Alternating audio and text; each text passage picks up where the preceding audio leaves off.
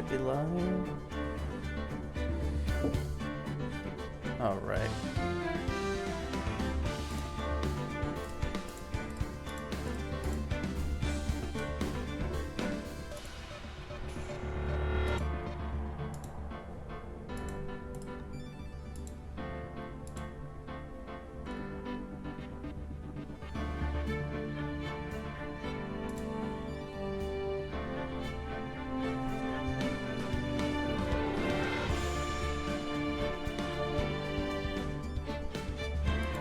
Just bear with me 1 second, guys.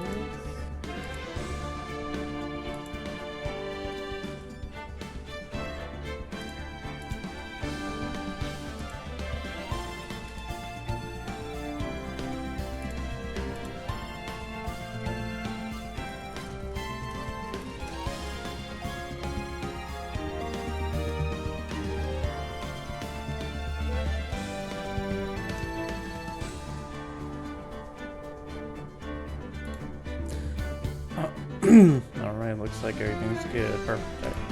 Hello. I've had this game for a while, and I've been thinking, I'm like, eventually I'll get to it and play it sometime. So, today's finally that time.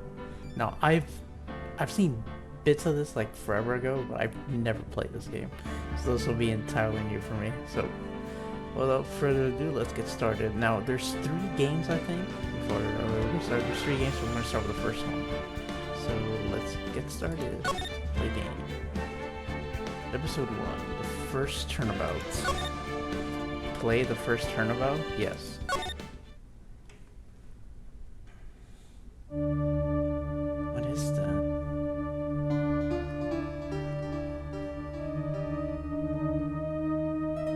Oh, blood. Oh, okay. Oh, someone's bleeding. Damn it. Why me? I can't get caught. Not like this. Gotta find someone to pin this on. Oh. Someone like him. Oh. Poor dude. I'll make it look like he did it.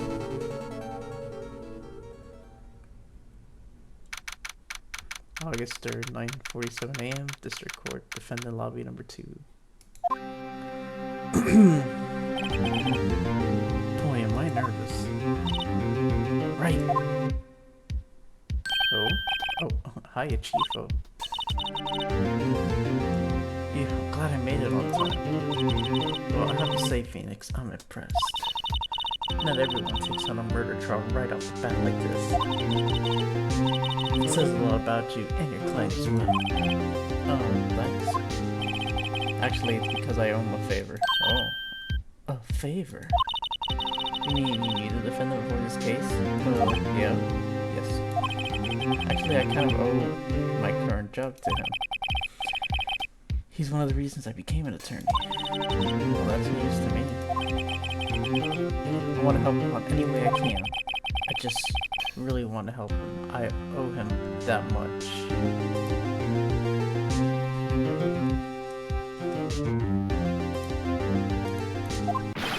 It's over. My life, everything, it's all over. Who's that? Is that your client screaming over there? Well, that's not good. Yeah, it's him. Death, despair. Oh. Oh god, I'm gonna do it. Oh god. Sounds like he wants to die. Yep, I heard it over here. Oh, yeah. Oh, Nick. Hey there, Larry. Dude, I'm so guilty. Tell him I'm guilty. What the fuck? No, you're not. Give me the death sentence. I ain't afraid to die. Yeah, you totally look like you're not afraid. Okay. But what's wrong, dude? It's all over. I'm finished. I can't live in a world without her. I can't. Who? Who took her away from me? Nick, who did this? Nick, you gotta tell me who took my baby away. What are you talking about? Oh, the girl that died? The person responsible for your girlfriend's death? Oh, so it's his girlfriend that got killed? Oh. The newspapers say it was you. My name is Phoenix Wright. Here's the story. My first case is a fairly simple one. A young woman was killed in her apartment. The guy they arrested was the unlucky sap dating her. Larry Butts. My best friend since grade school. Oh god. Our school had a saying, when something smells, it's usually the butts. In the 23 years I've known him, it's usually been true. He has a knack for getting himself in trouble. One thing I can say though, it's usually not his fault. He just has terrible luck. But I know better than anyone that he's a good guy at heart. That, and I owe him one, which is why I took the case to clear his name. That's just what I'm gonna do. Alright.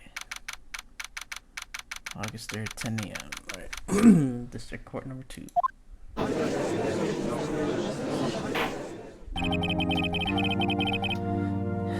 Court is now in session for the trial of Mr. Larry Butts.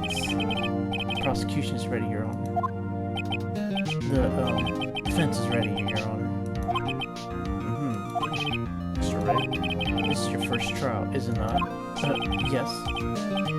Yes, Your Honor. I'm a little nervous. Don't say that.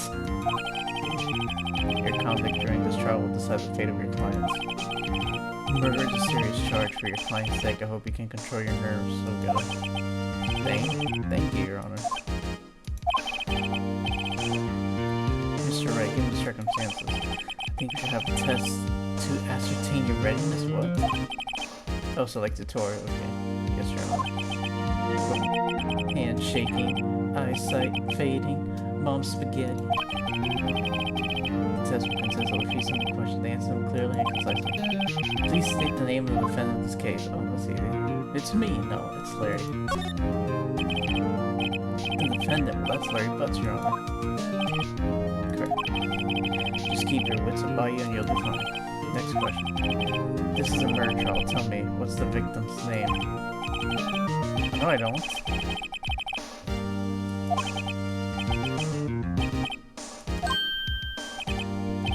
Oh, no way, I forgot. I'm drawing a total blank here. Phoenix! Are you absolutely sure you're up to this?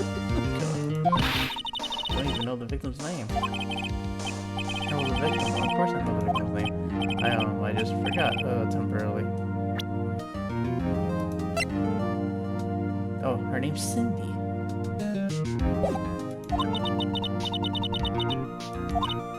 Look, the victim's name is listed in the court record. Just press tab to check it. I already just did.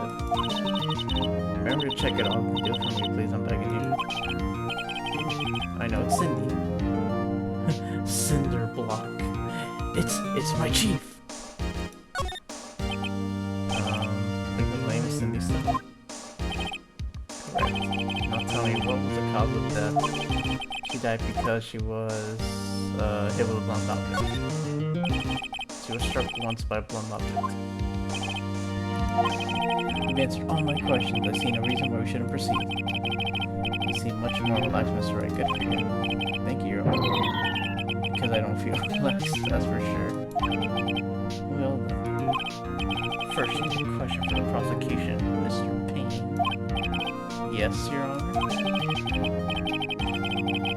As Mr. Wright just told us, the victim was struck with a blunt object. Would you explain to the court just what that object was? The murder weapon was the statue of the thinker. It was found lying on the floor next to the victim. I see. The court accepts it into evidence. The statue added to the court record. A statue in the shape of the thinker. It's rather heavy. Right. Be sure to pay attention to any evidence added during the trial, okay? That evidence is the only ammunition you have in court. Use tabs to check the court record frequently. Okay. Mr. Payne, the prosecution may call its first witness. The prosecution calls the defendant, Mr. Butts, to the stand. Chief, what do I do now? What do you mean, what do you do now? Didn't you go to law school or whatever? Pay attention. You don't want to miss any information that may help your client's case. You'll get your chance to respond to the prosecution later, so be ready. Let's just hope he doesn't say anything unfortunate. Uh-oh. Larry gets excited easily. This could be bad. Oh god. Mr. Bugs, is it not true that the victim had recently dumped you? Oh. Hey, watch it, buddy. We were great together. We were Romeo and Juliet, Cleopatra, Mark Antony. Didn't they all die? I wasn't dumb. She just wasn't taking my phone calls ever or seeing me ever. Yeah, she broke up with me. What's it to you anyway? Mr. Butts, what we describe is generally what we mean by dump. Yep. In fact, she had completely abandoned you and was seeing other men. She had just returned from overseas with one of them the day before the murder. What do you mean, one of them? Well, that ain't good. Sorry guys, bear with me 1 second. Let me just check one thing real quick over here.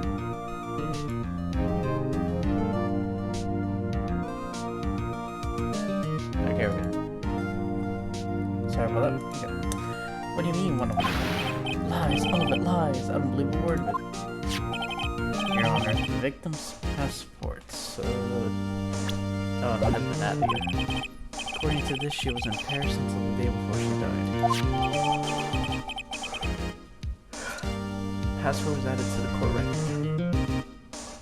The victim apparently arrived home from Paris at 7:30 the day before the murder.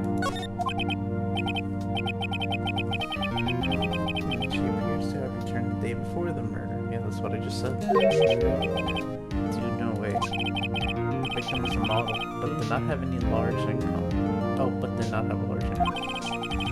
It appears that she had several sugar daddies. Oh, she was stepping out on you. Daddies? Sugar? Yes, older men who gave her money and gifts. Oh, poor Larry. It's okay, she wasn't worth it. She took their money and used it to support her lifestyle. Dude. We can clearly see what kind of woman this Miss Stone was. Tell me, Mr. Butts, what do you think of her now?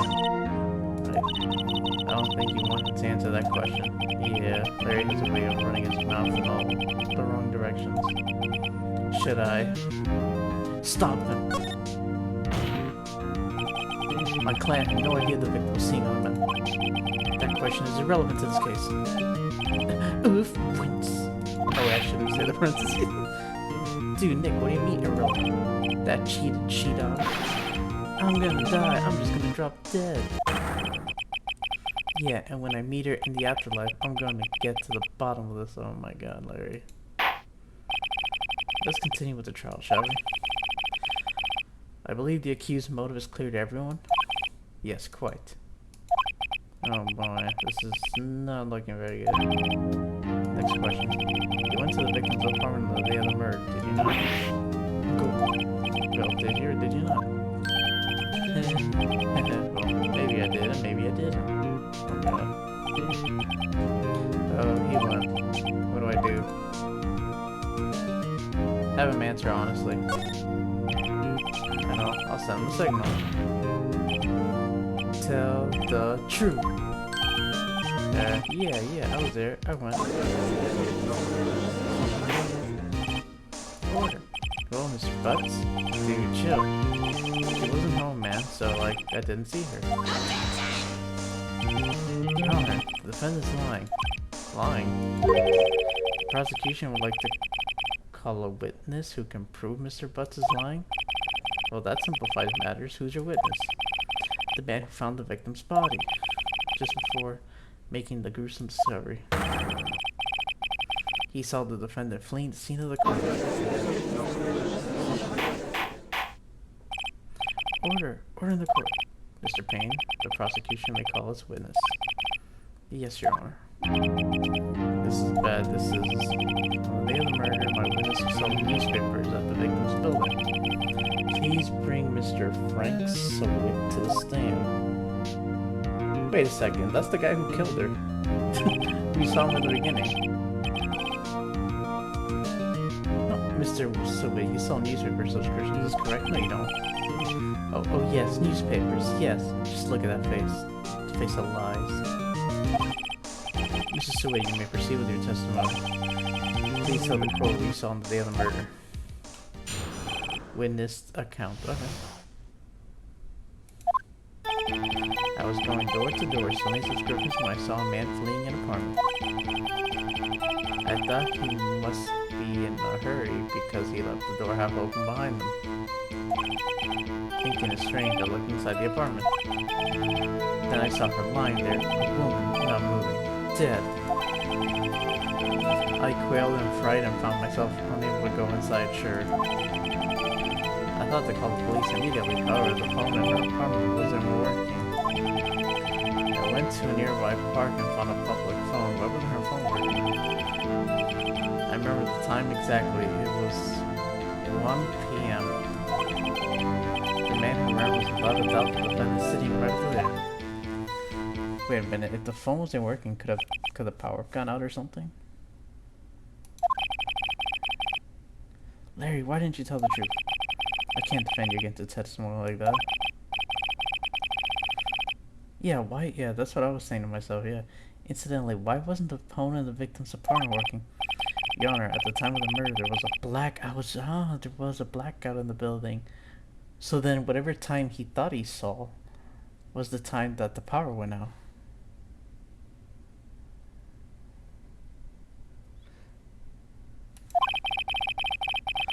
Aren't phones supposed to work during a blackout? Yes, Your Honor. However, some cordless phones do not function normally. The phone that Mr. Sawit used was one of those. Your Honor, I have a record of the blackout for your perusal. Electricity to Miss Stone's building was out from noon to 6 p.m. on the day that... So, when he said 1 p.m.,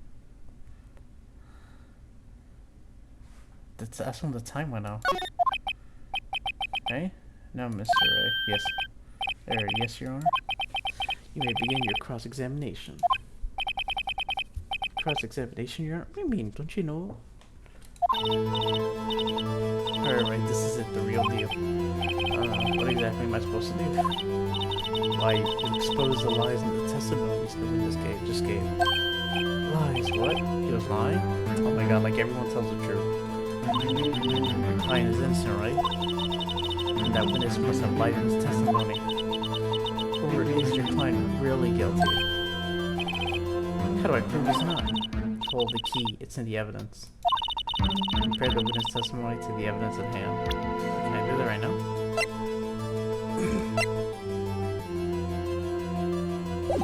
From noon to 6, okay. There's bound to be a contradiction in there. First, find contradictions between the court record and the witness's testimony. Once you found the contradicting evidence, present it and rub it in his face. Okay. Open the court record with tab, then point out contradiction testimony. Got it.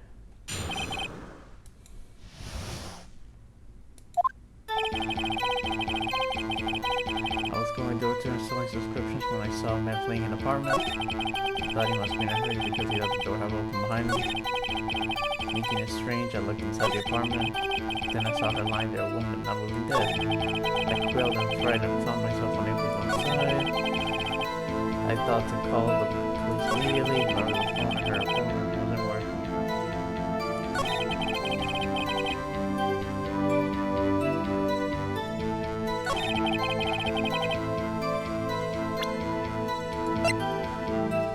Objection!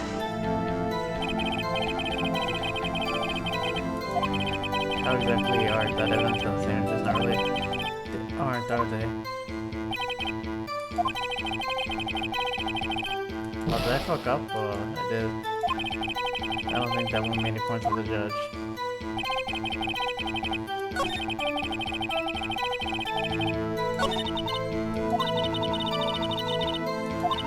Examine the court records and tab if something strikes you as being suspicious. Then find the evidence that contradicts his testimony and press it. Okay.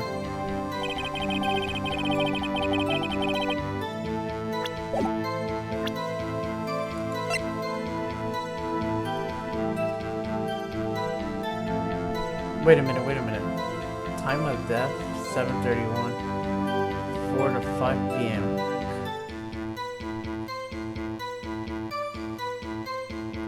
if it was really 4, then she'd be alive still.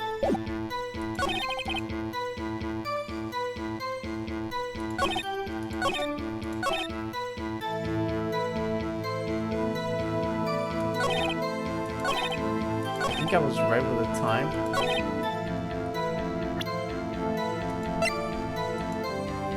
Objection! You found the body at 1 p.m., you're sure? Yes, it was 1 p.m. for certain. She died at 4, though.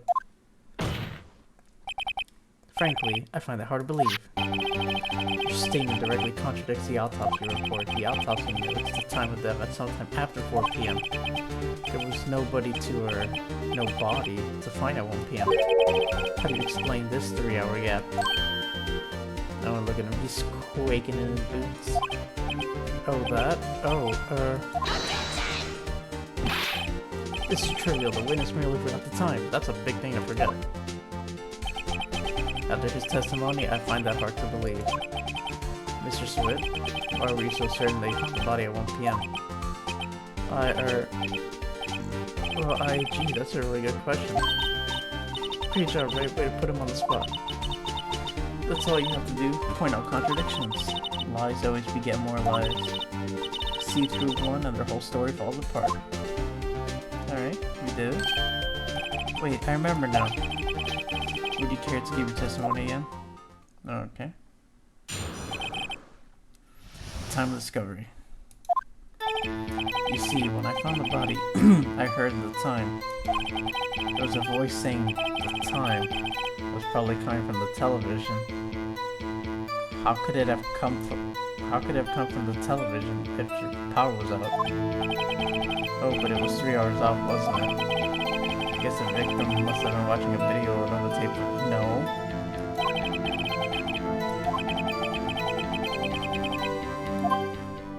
The power was out.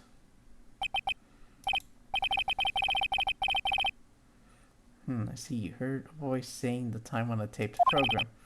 Mr. Wright, you may cross-examine the witness. Yeah, I think I know where to go here. Right, you know what to do. I got this one. Yeah, I got this one. She couldn't be watching TV. I heard the time. There was a voice saying the time was probably coming from the television.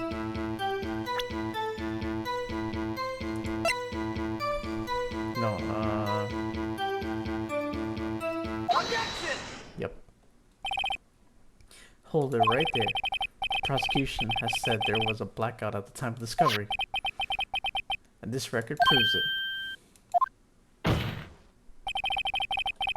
You couldn't have heard of television or video. God. The defense has a point. Do you have an explanation for this, Mr. Sawit? No, I find it quite puzzling myself. Quite, yeah, sure, okay, yeah, we got him. Ah, wait, I remember now, Mr. Swift. The court prefer to hear an accurate testimony from the very beginning. These constant corrections are harming your credibility. And you seem rather distraught. My apologies, Your Honor. It must have been the shock of finding the body. Very well, Mr. Swift. Let's hear your testimony once more, please. Hearing the time. Actually, I didn't hear the time. I saw it. There was a table clock in the apartment. Wait, there was a table clock in the apartment. Wasn't there? Yeah, the murder weapon. The killer used it to kill the victim. That must have been what I saw. What? You saw a clock? I guess that would explain it. The defense may cross-examine the witness. Gladly.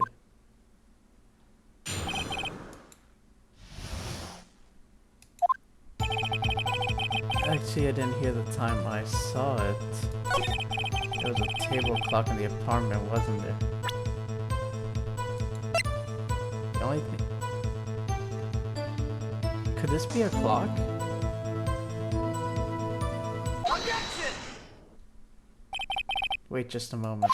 The murder weapon wasn't a clock. It was the statue. Now, how is this supposed to be a clock? Oh. You with your objections and your evidence. Just who do you think you are? I'm a fucking attorney. Just answer the question, Mr. Swift. Hey, I saw it there, okay? That's a clock. Your Honor, if I may. Yes, Mr. Payne. As a witness stated, the statue is indeed a clock. The neck is a switch. The neck is a switch. You just tilt and it says the time out loud. As it doesn't look like a clock, I submitted as a statue. My apologies. I see. So the murder weapon was a table clock after all. Well, Mr. Wright, it appears that the witness's testimony was correct. This is a clock. Do you have any problems with this testimony now?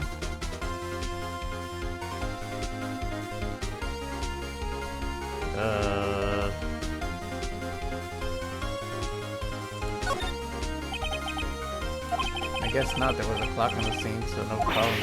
Right. Are you out of your mind? That clock doesn't look like a clock at all. The witness couldn't possibly know it was a clock just by seeing it. He said himself he never entered the apartment. It was in his testimony. Oh. Hey, you're right. Is something the matter? Does the defense have anything else to add? Yes, I do. The only way he could have known the weapon was a clock is to hold it in his hand. That is true. Because you tilted. Yet the witness testified that he never entered the apartment. Clearly a contradiction. The witness knew it was a clock because he went into the apartment. You're lying. You were inside the apartment on the day of the murder. Oh yeah? Prove it. Prove I went in there. I'll do better than that. I can prove you were the one who killed it. You struck her with a clock, and the shock of the blow triggered the clock's voice, yes. That was the sound he heard. Order in the court. Intriguing. Please continue, Mr. Wright. Yes, Your Honor. Mr. Swift, the sound must have left quite an impression on you. Understandable, since the murder weapon spoke just as you hit the victim. That voice was burned into your mind. That's why you were so certain about the time. What's the meaning of this? This is all baseless conjecture. Baseless? Just look at the witness's face. Would the witness care to elaborate? Did you strike the victim with the clock? That day, I never... Look, the clock, I heard no, I saw, yeah, sure, okay. God, oh. You just saw the wig? Yeah. Shut up, I hate you, oh god. It was him, I tell you. I saw him. He killed her and he should burn, give me that. Yeah, sure. Order in the court, I say. Your Honor, moment please, there isn't a shred of evidence of... What do you mean? Are you serious? We just pointed all the contradictions. Mr. Wright, Your Honor, you claim the sound the witness heard came from the clock. Do you have any evidence? The whole case is writing on this. Better think it through carefully. Your Honor, the sound Mrs. Wright heard was definitely this clock. Fact which is clear if you simply try sounding the clock. Let's sound the clock now here in this court. Your Honor, may I have the clock? I ask the court to listen very carefully. I think it's 8:25. That certainly is a strange way to announce the time. Well, he is the thinker after all. Ah. So we heard the clock. What are your conclusions, Mr. Wright? Mr. Payne, can you tell me what time is it now?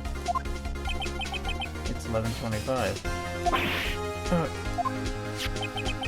As you can see, this clock is exactly 3 hours slow. Precisely the discrepancy between what Mr. Swift heard and the actual time of death. So, Mr. Swift, try to talk your way out of this one.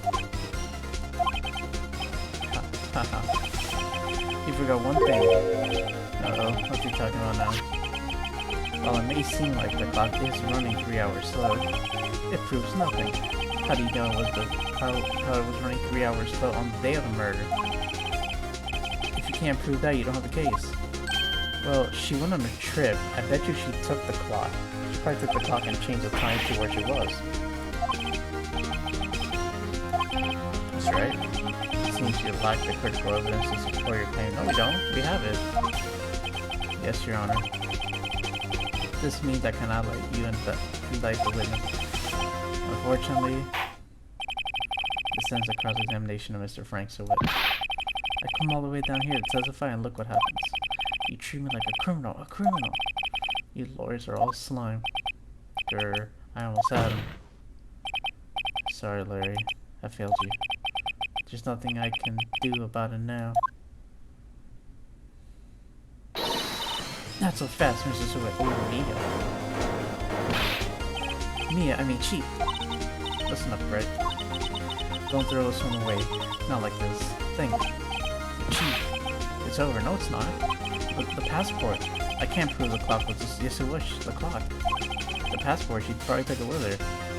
Nobody can prove that. Well, yes. But that doesn't mean you can't still win. Try thinking out of the box. Don't waste time doubting the fact. Assume the clock was 3 hours slow, Anne. Think through it. Ask yourself, why was the clock 3 hours slow? Figure out the reason and you'll have your proof. Right? Can you think of a reason as to why the clock would be 3 hours slow? Yes. Wait. Maybe I can prove it. You must have evidence somewhere that can prove it, right? Find it and let them have it. Well, Mr. Wright? You say the clock was already running slow on the day of the murder. Have you found evidence to support this claim? Of course. There is a piece of evidence in the court record that can prove my claim beyond a doubt. Ha! Tough words. Let's see, pull this one off. Let's see this evidence that proves why the clock was running slow. The passport. Yes. Oh, Take that! the victim had just returned home from abroad the day before the murder.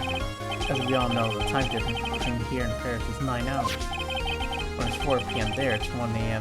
the next day there. The clock wasn't 3 hours slow, it was 9 hours fast. The victim hadn't reset her clock since her returning home. That's why the time you heard when you struck her dead in her apartment was wrong. Proof enough for you, Mrs. Sowett? Or should I say, Mr. Did It? Oh, nice. No. Oh, he's falling. Oh, okay.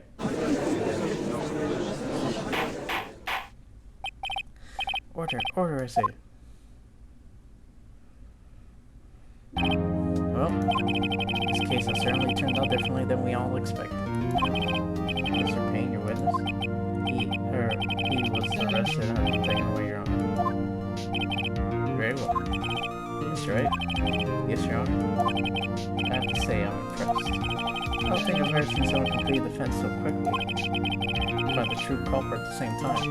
Thank you, Your Honor. At this point, this is only a formality, but this court finds the defendant, Mr. Larry Butts, not guilty. Hell yeah.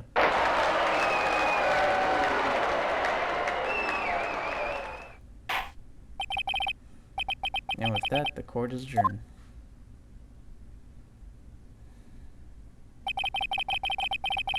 It turns out that Frank Sowett was a common burglar. He posed as a newspaper salesman to check and see when people were out of the house. That day, when Larry went to her apartment, the victim wasn't home. After he left, Mr. Sowett let himself in to do his dirty work. While he was searching her place, the victim returned. Flustered, Mr. Sowett grabbed the nearest blunt object he could find. And we know the rest. August 3rd, 2:32 p.m., District Lobby. Oh, I still can't believe we won. Alright, good job in there. Congratulations. Thanks, Chief. I owe it all to you. Not at all. Fight your own battles in there. It's been a while since I've seen a trial end on such a satisfying note. Never seen the Chief looking this happy. If she's this glad, imagine how Larry must feel. My life is over. What do you mean? You're fine. Larry, you're supposed to be happy. What's wrong now? Oh, Nick. Don't worry, Mommy. I'll be dead and gone soon. What do you mean? Good. Wait, no. I mean, bad. Larry, you're innocent. The case is closed. But my Cindy, Wendy's gone. Dude, she's been cheating on you all along. Larry, she was a... Nah, never mind. Congratulations, Harry. Harry? Yes, you. I can practically see the headlines now. Harry Butts innocent. Thanks. I really owe you one. I won't forget this ever. Let's celebrate dinner, movie, my tree. Oh my god. Oh no, I couldn't. Hey, I was the one who got you off the hook. Oh hey. Here, take this. It's a present. A present for me? Wait, wasn't this the evidence that... Actually, I made this clock for her. Oh. I made one for her and one for me. Really? You made this? Well, thank you. I'll keep it as a memento. Yo, Nick. Can you believe it? I was so into that chick. And she was just playing me for a fool. Oh, good. You finally snapped out of it. Don't that make you want to just cry? No. Oh, Larry. Are you so sure? Excuse me? I think she thought quite a lot of you in her own way. Nah, you don't gotta sympathize with me. It's okay. I'm not just sympathizing, really. Isn't that right, Ray? Don't you have something to show your friend? Something that proves how she felt about it? Huh? Oh yeah, that's right. What the heck is she talking about? Oh, this. Take that! Check this out, Larry. Proof positive weren't just some chump to her. Huh? What about that clock? This is the clock you made for her, Larry. And she took it with her when she traveled. Oh, that's true. In her own way. Whatever. She probably just needed a clock, that's all. Hey Dash, thank you for the follow. Welcome, welcome.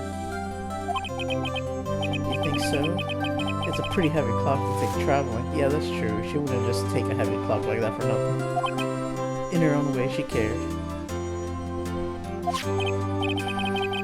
Well, make of it what you will. Hey Nick, I'm glad I asked you to be my lawyer. Really I am, thanks. Oh, no problem, Larry. Smurf Nation, hey, I appreciate the support. Hope that made him feel a little better. Right? I hope you see the importance of evidence now. Also, hopefully you realize things change depending on how you look at them. Yep. People, too. We never really know if our clients are guilty or innocent. All we can do is believe in them. And in order to believe in them, you have to believe in yourself.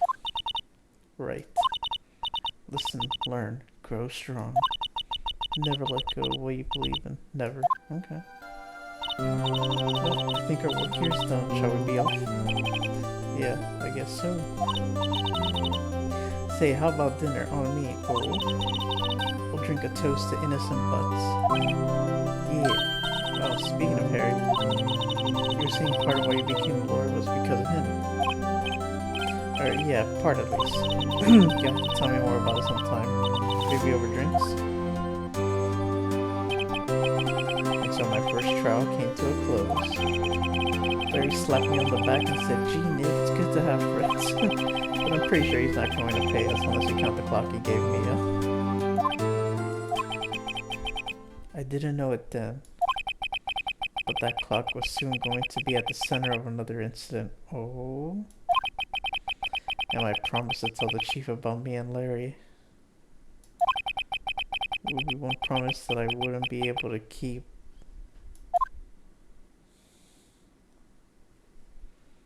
Oh.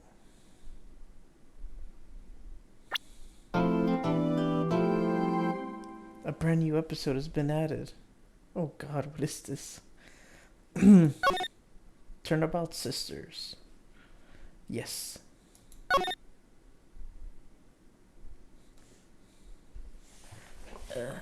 Actually, before I continue, I'm gonna grab some water real quick, so I will be right back.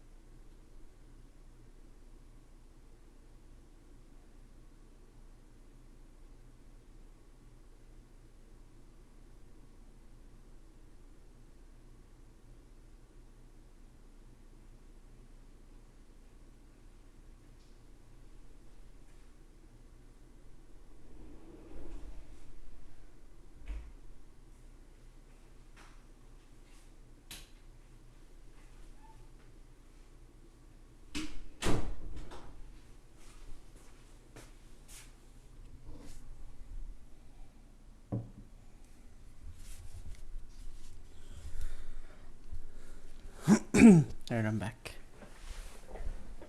Alright. Okay.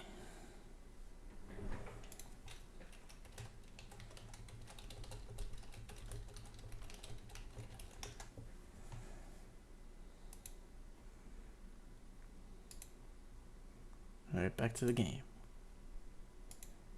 Alright, let's save.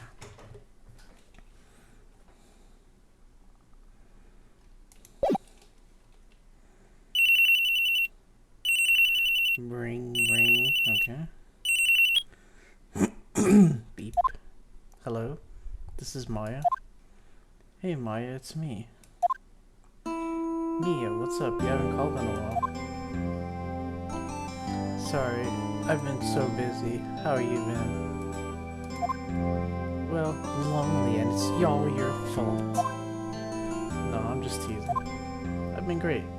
Finally getting used to having my own place. That's good to hear. Actually, I'm calling because I have a favor to ask. I know, you want me to hold evidence for you. Sharp as always. There's a lot of buzz about the upcoming trial. I just don't feel safe keeping the evidence here. I gotcha, so what is it this time? It's a clock. A clock? A clock? Yeah, it's made to look like that statue, the thinker, and it tells you the time. I thought you might like it, you always like toys. Hey, I'm not a little girl anymore, sis. Ah, it's your sister, okay. No, you know, I'm only teasing. I should probably tell you the clock isn't talking right now. Huh? It's not working. That's lame. I had to take the clockwork out, sorry. I put some papers inside it instead. Ooh, that's smart. Papers? Is that the evidence then? Well, there's a possibility that it might turn out that way, yes. Can you come by the office tonight, say 9 to pick it up? I'll be in a pre-trial meeting until then. Okay, sis, but I expect dinner, something good. Like, burgers. I could really go for a good burger. Ooh, that sounds good. Okay. We'll hit the usual joint. Alright, it's a deal. Okay, sis, see you soon. Yep, I'll be waiting for it. Beep. Conversation recorded. Ooh. September 5th, 9:27 a.m.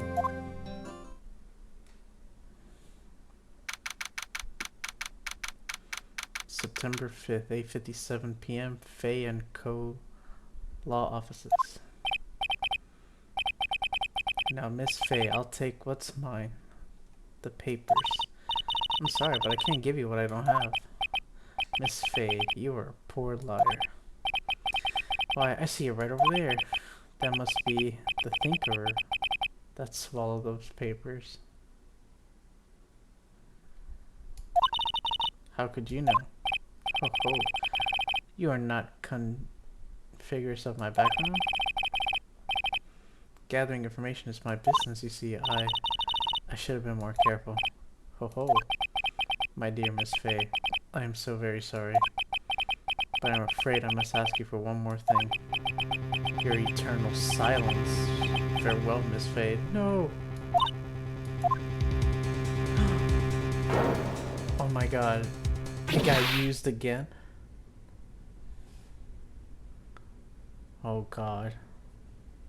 Again, it tells us who the killer is. Red, white, blue. No, Mia's dead?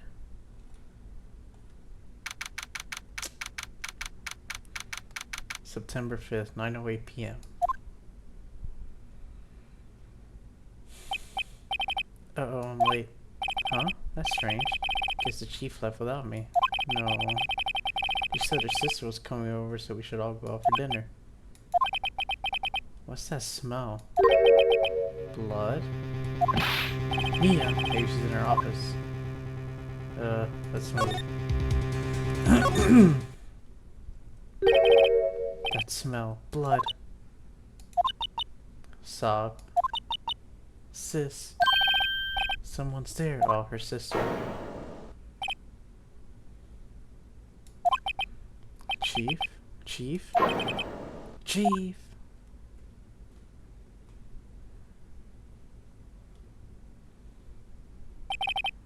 Who are you?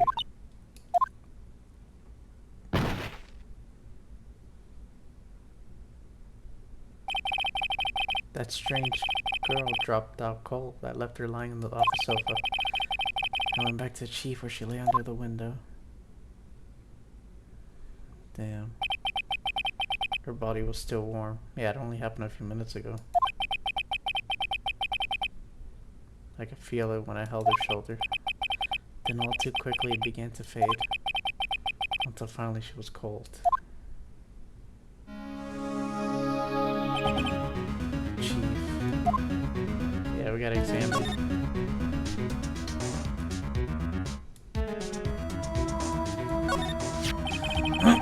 Seemed crusted with dry blood.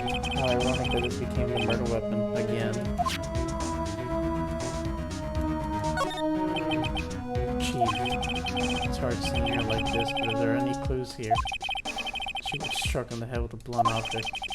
She probably died instantly. The thinker or my next her must have been the murder weapon. Okay, add to court record. There's some glass shards near the chief's body. Must be pieces of the glass light stand broken in the back of the roof. Glass shards added to the court record. Nothing else seems like a clue here. A piece of paper must have fallen from Mia's hand. What could it be?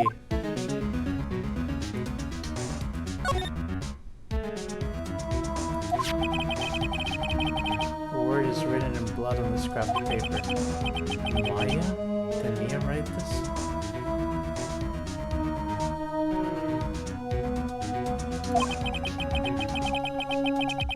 This piece of paper is a receipt from a department store dated yesterday. I think that's most of your around for now. I better call the police. Find out what that girl was doing here.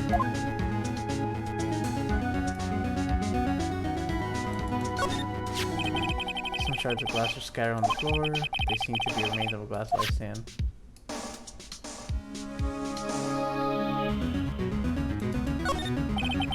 There's a large building right across from the office. The Gaywar Hotel, a nice luxurious place. What's up? It's a painful look, but I have to give me a thing. Okay, yeah. Let's see, anything else I can look around for?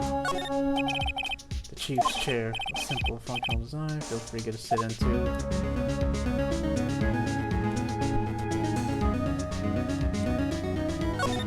Oh. Wait, I better call the police. That's funny. Here are the screws in paper I'm missing. Looks like someone was halfway through taking. Oh, because they put a bug in there. Please, please come quick. What was that? Someone screaming from outside the window? Oh, they both have pink hair. Sound looks sus. She's staring right at me. She's holding a phone in her hand.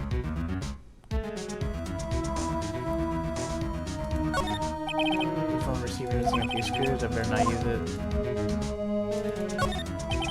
The Faye and Co. ledger book.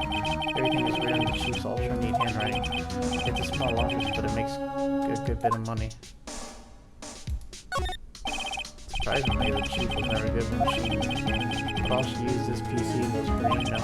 She picked up this ancient model at some garage sale for practically nothing. All the chief's important documents are packed in here. This is where she filed her case records and recent rulings.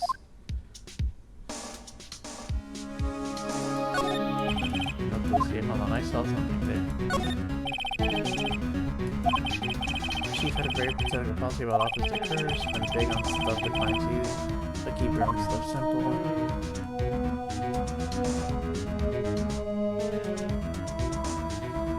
Alright, I think that's everything.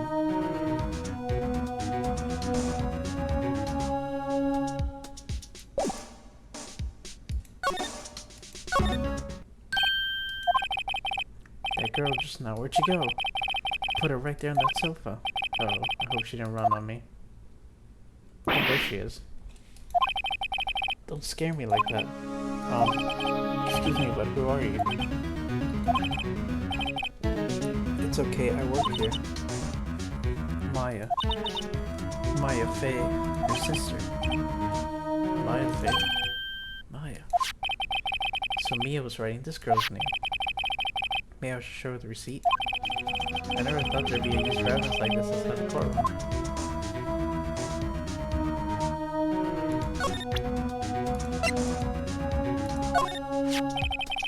Before Mia died, she wrote a message with her own blood. She wrote on the back of this receipt. But that's my name. No shit, that's why I'm showing it to you. Why? Why would she write my name? Please just calm down. Why would sis write my name? Oh. Oh, I've done it. Oh. The police sound like they're coming this way. Freeze, police. Alright, I'm Detective Dick Gumshoe, okay. Let's see. Gumshoe, what an odd name.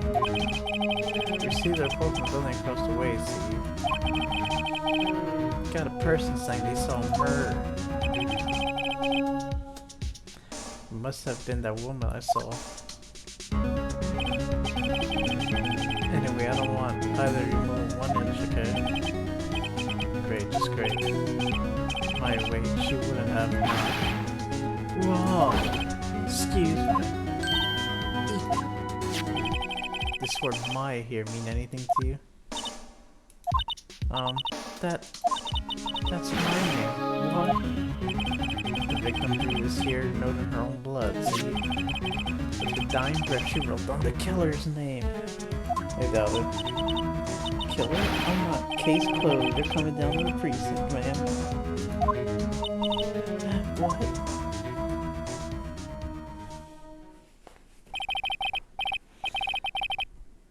Mia's younger sister Maya was arrested on the spot.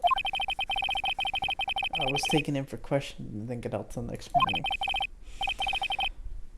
My eyes were heavy, but I couldn't sleep.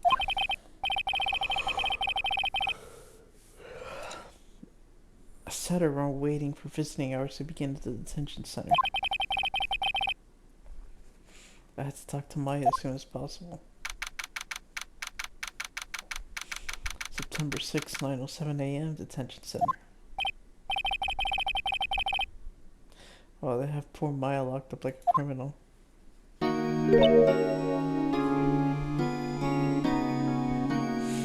Oh. It's you, the lawyer. Good morning. Good morning. She looks so tired. Are you gonna be my attorney? that's what I want to talk to you about.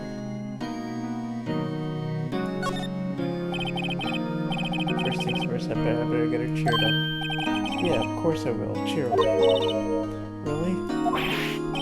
Oh, did I say the wrong thing? She looks sad now. What's wrong? You don't think I can do it? No, no one could. Who would believe me? Even you, when you found me in the office, you looked at me like I had done it. Dad, look at her like that? No, I never thought. It's okay, I understand. And I've also heard about you. Hey, Miss Yui, welcome. How you doing? I've also heard about you. Heard? Heard what about me? I was talking to my sister on the phone the other day. Today was my junior partner's first time in court. Wow, really? How'd that go? It was quite the scene. Honestly, I was on edge the whole time. It's been a while. So he crashed and burned? Hey, come on now. He's a genius, oh. One of those strike fear into the hearts of evil types. The only thing he's lacking is experience. Huh? Sounds like it was fun. Well, I know who to go to if I ever get into trouble now. Oh. I don't know, Maya. Think you might want to wait, give him 3 more years. That is, unless you want to be found guilty. Wow, thanks, Mia. That's what she said. Oh, God. I'm sorry. I didn't mean to insult you. No, it's okay. It's true, I guess. But at the same time, I can't just sit by and watch. When I think of the person who did this to Mia... I know. Can we examine anything? Let's see. The camera. Smile for the camera. This guard monitors the visitor's room. He hasn't moved an inch. A real pro, this guy. There's nothing really to examine. Alright, let's talk to her, I guess. Can you tell me about the day of the murder?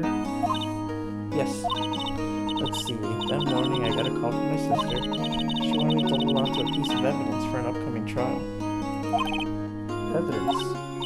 Yes, that clock shaped like the thinker. The one Larry made. How could that have been evidence in the case?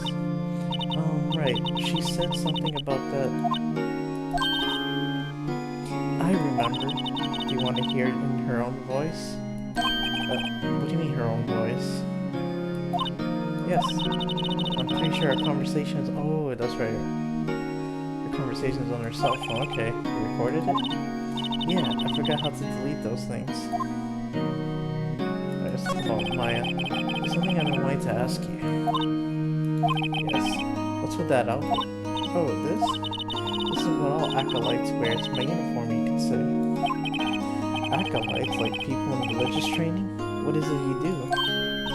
Oh, it's something strange, really. I'm a spirit medium in training. A spirit medium? I'm pretty sure that qualifies as strange. Spirit medium. So you're an acolyte, a medium in training. That's right. The Fae family, especially the women, have always been very sensitive to the spirit world. Wait a second, you said the Fae family? So Mia was into this stuff too? Of course. She left the mountain to follow her career, she said. Her powers were first class too. I had no idea. Wait. What? So, you're a real honest-to-goodness spirit medium with ESP and all that?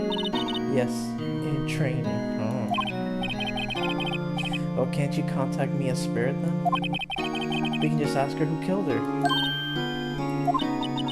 I'm sorry. I'm still in training. That's okay. I couldn't do something on that level. I thought that would be too easy. Alright, let's hear the conversation. So you say you have a conversation with your sister on your cell phone. Let's hear it. Right. Oh, I just remembered that the detective took my cell phone. Yep. Sorry. Oh, right, of course. Next time I see Detective Gumshoe, I'll ask him for it. I'll write you a note so you don't forget, okay? Sure, thanks. Maya's memo added to the court record, okay? Something the matter? I was wondering, could I ask you a favor? This is the address of a famous lawyer. My sister gave me this a long time ago. She said if I was ever in trouble, I should call him. And well, I'm in trouble. You think you could go ask him to represent me? Yeah, if that's what you wanted. Sure, why not? I'll go ask. Thank you so much. I have no one else to turn to. Say, what about your parents? Oh, I see. Don't worry, leave it to me. Thank you. The trial's tomorrow at 10. What? Tomorrow? So soon? Tomorrow. What if this guy refuses? They told me that if I don't find one, the state will pick an attorney to defend me. When will that happen? They gave me until 4 this afternoon. Oh god, that's not enough time. Visiting hours are almost up. I better hurry. Right, I'll be back. Might as well. Could you tell me about the day of the murder? Sorry, I know it must be hard. No, it's okay. All I've been doing the last few hours is talking about it. I kinda got used to it. Let's see, that morning I got a call from my sister. She wanted me to hold on to a piece of evidence for an upcoming trial. That's the thinker clock the lawyer made. It practically qualifies as serial murder by now. So then, when did you arrive at the office? It was right after 9. The lights were off and I could smell blood. Then I found her and my sister. Thanks, Maya. That's all I need to hear for now. Right. Let's, move to... I guess this is where she wants us to go. September 6th, Grossberg Law Offices. According to the receptionist, the big boss is out. She couldn't say when he'd be back. It must be hard to keep track of everything when you're a famous lawyer. Not to mention run an office like this. Guess I'll just have to come back later. While we're here, let's examine. That painting has been bugging me ever since I stepped in here. The oil paint is so thick it's practically giving me a stuffed nose. I'm sure the price is nothing to sneeze at either, for that matter.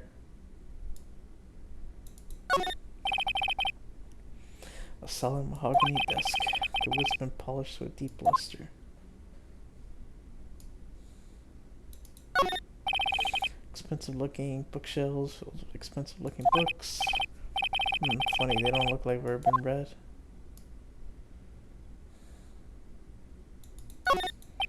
Expensive potted plant, no idea what plants. A table for clients. An elegant ebony case. If I'm not mistaken, that lies made of solid gold. Even I can tell someone here's got money to burn. Yep.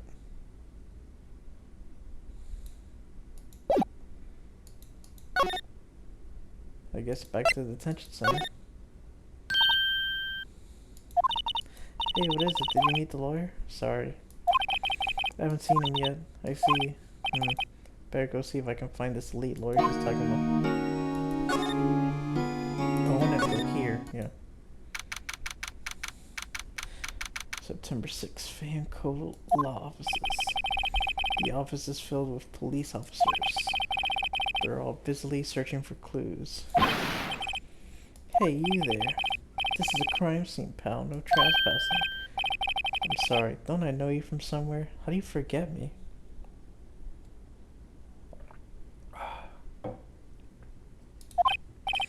Wait, you're that Butts guy, aren't you? No. No, Phoenix Wright. How could anyone mistake me for Larry?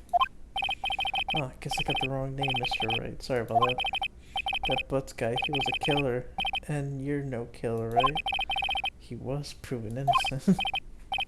Right, and you were Detective Gumshoe. Gumshoe, wasn't it? Dick Gumshoe? Right, at your service. Hang on, that's Detective Gumshoe to you, pal. Anyway, get the name right. Don't go calling me Dick. Hey, Dick, get over here. Yes, sir. Well, I guess other people can call you Dick then. Be right there. You're a lawyer, right, pal? If you got business here, you better do it quick. He thinks I'm Maya's lawyer. Yep. Actually, I need the phone. About Maya, yeah? I'm looking forward to the trial. Sorry, pal, this is one trial you aren't gonna win. Why do you say that? The city's put Prosecutor Edgeworth on the prosecute. Did I just say that wrong? Hold on. The city's put Prosecutor Edgeworth on the prosecution. Okay. Edgeworth. I'm sure you know that means you're being. I'm sure you know what that means, you being a lawyer and all. Prosecutor Edgeworth. That's right, pal. Mr. Miles Edgeworth himself. Wait, you do know him, don't you? Of course I do. No, I don't, but in case I forget, tell me who he is. I know him. He's a feared prosecutor. He doesn't feel pain. He doesn't feel remorse. He won't stop until he gets his guilty verdict. Oh, don't talk about him that way. You make him barely sound human. Still, I'm afraid this pretty much decides the case. So Edgeworth is on this one. He hasn't lost a case since he became prosecutor at the incredibly young age of 20. Of course, there are rumors of back alley deals and forged evidence. All I know for sure is that Edgeworth hates crime with an almost abnormal passion. I never imagined I'd be facing him so soon. Alright, Mia. On this fade, did you do an autopsy? Want to know the results, eh? Well, don't you look at me like that, pal. It's no use. She might have been your boss, but that doesn't mean you get any special treatment. Alright, you can see the report, but that's all. Alright. Time of death, 9 p.m. Single blood force trauma, death was instantaneous.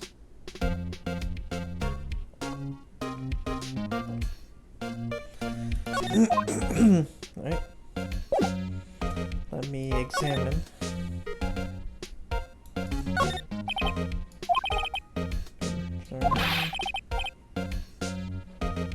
Cord line strike the path, what's that? An old movie poster. Apparently this was the first movie that made Mia cry when she saw it. I'll check it out one of these days. Oh, the phone. Mia's desk perfectly clean as always. The only thing it's missing is Mia. The sky is blue and so am I. There's that hotel right across the way.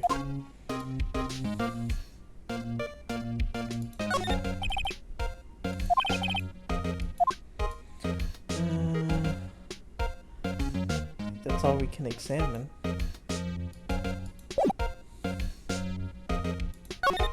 Nothing else to say to him. I guess let's... Oh, a note. Mia's note about the cell phone. Here. I was wondering, did you see Maya's face cell phone? Oh, that? I have that. Do you think you could give it back? Sure, I mean, wait a second now. Tricky lawyer. He's on to me. Tell him straight. I tell him why I want it, there's no way he'll give it to me. Something the matter? Oh no, it's just, detective. Nope, I know nothing, pal. That cell phone has a lot of numbers in it, like her boyfriend's. The cell phone has all the little girl's sweetest and spiciest secrets. You're trying to confuse me. Sorry, pal, I already checked all the numbers in memory. Impressive, you're quite the detective. Oh, here, you can have the phone back. There weren't any suspicious call records in there after all. Seems he didn't notice the recorded conversation. Okay. Check the call records to hear the recorded message. Alright, let's listen to it. Surely he won't mind if we hear it right in front of him. Oh, here we go. You haven't called in a while. There's actually something I want you to hold for me. Oh, We saw this in the beginning.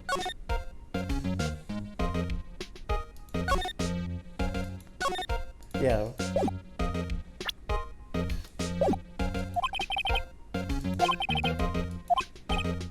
Yep, heading out now. Oh wait, one more thing I want to mention to you. I don't suppose you plan on talking to that witness. Anyway, you better not go influencing the witness with your lawyerly ways, pal. Oh, you mean the woman? Come to think of it, I completely forgot about her. How do you forget about her? The witness? Yeah, Miss April May. Well, thanks for telling us her name. I'm sorry about this. I can't tell you anything about her. You told me her name. Yeah, you just told me her name, Miss May, huh? So you sent her home already then. Ha ha ha, you're trying your lawyerly tricks on me now. She's not to go outside her room until the trial. Well, you told me she's in the hotel. So she's still in the hotel across the way. I guess I should know better than to try to get a detective to leak information. You got that right, pal. Time to pay a visit to Miss Faye. Alright?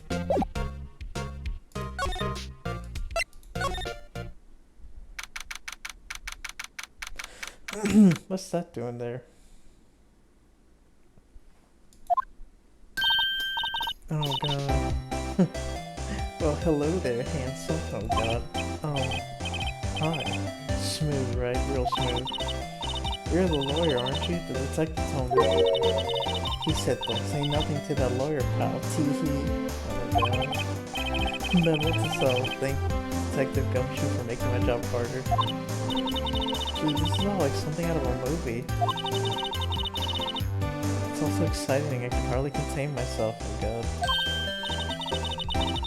Oh, let me go freshen up so I can look the part of the beautiful eyewitness. I pity the lawyer that has to cross-examine this one. What's this? Yeah, I want to examine it. What is this? There's a screwdriver stuck in the drawer. I wonder what's inside. Let's take a look. Hey, hey. Oh. What are you doing? No touching. Oh, bad. Uh-oh. You really shouldn't pry around in people's rooms, you know. You wouldn't want to make me upset, would you? Oh god, she's crazy. She's crazy. Upset? I thought she was gonna explode for a second right there. I wonder what could be inside that drawer. Well, obviously we can't examine anything. No, she's not gonna let us. Oh, painting? Ah, still some painting. Wait, should that be still left? Whatever. Can we look at this one? Inside, I wonder. Cough, cough. Okay, no, she won't. Okay.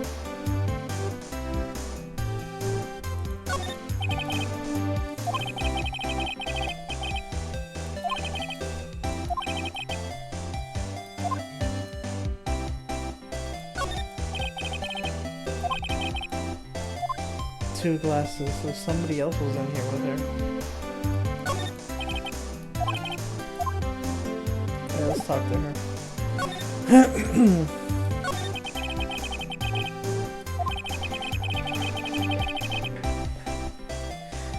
need you to describe what you observed at the time of the incidents.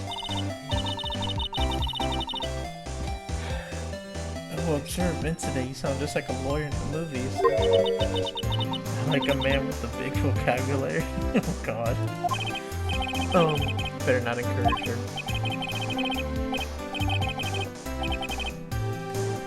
You know that thing that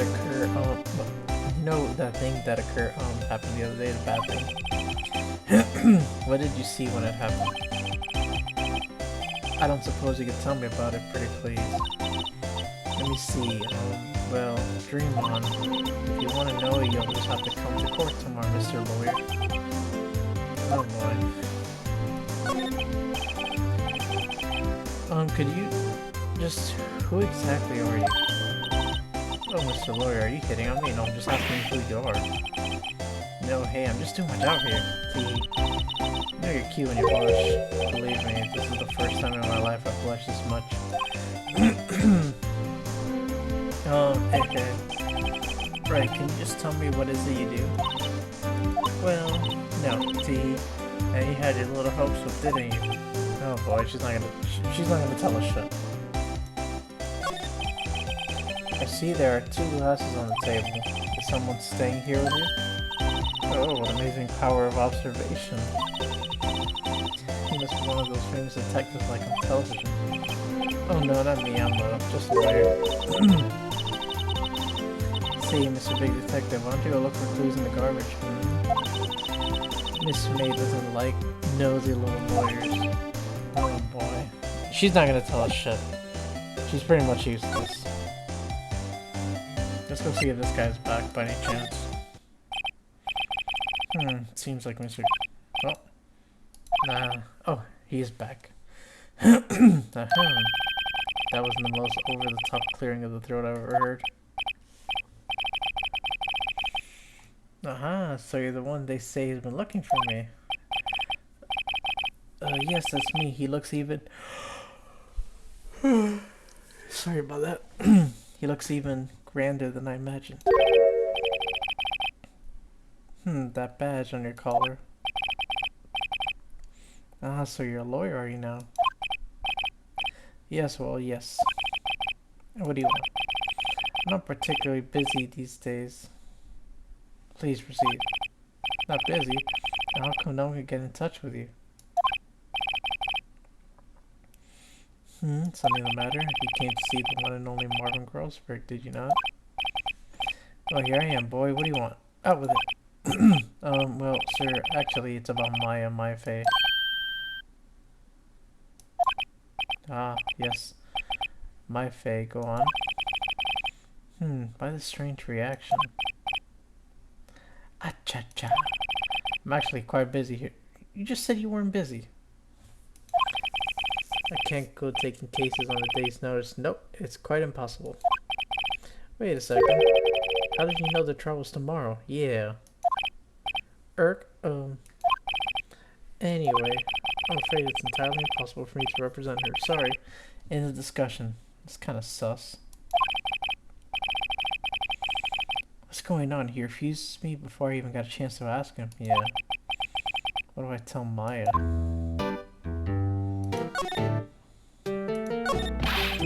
Hey, can you just refuse like that? How can you just refuse like that? Please tell me why you won't take the case. Well, you see, it's just, I'm busy, you see. The client is Mia Faye's sister. Mia trusted you. She knew her sister would be in good hands. Yes, of course, I know that. However, I'm sorry, but I must refuse. Sorry, goodbye. Creep. Fine. I don't have time to argue with you anyway. I'll go look elsewhere. I don't think not. Did you say that? I think not, I said. What do you mean? I'm terribly sorry. But I'm afraid that no lawyer worth their salt will take on this particular case. Why not? Terribly sorry, my boy. Why? I cannot say. What the fuck is going on here? I beg your pardon, but could you leave now? I have nothing more to discuss with you. What's going on here? That's exactly what I'm saying. What the fuck is going on? How'd you know Mia Faye? She worked here a long time ago. Quite the apprentice, that one. Learned my techniques in the blink of an eye. She left one day quite suddenly. She had a mission, you see. A mission? You could see it in her eyes. She followed it with a burning passion. Never looked back, that one. That's quite a painting. Aha, you noticed. This is my pride and joy. Impressive, isn't it? Well, isn't it? Okay, relax here. The color of the sky, the hue of the sea, the wheel of the straw hat. It's worth at least 3 million. God damn. I have no intention of parting with it, of course. Nope, I won't sell it, not even to you. I don't have 3 million. I don't have that kind of money to toss. I wasn't interested. It's not for sale. I'm not buying. Jeez. Well, this guy's useless. He's not gonna help at all. So, let's go tell Mia the bad news.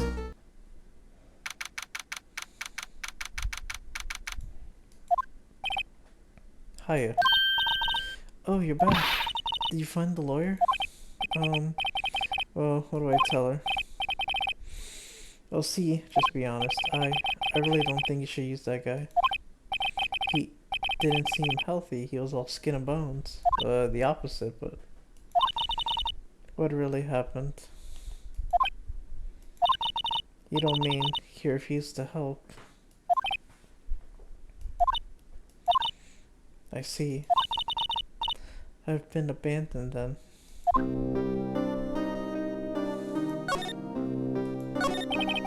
What about your family? I only had my sister.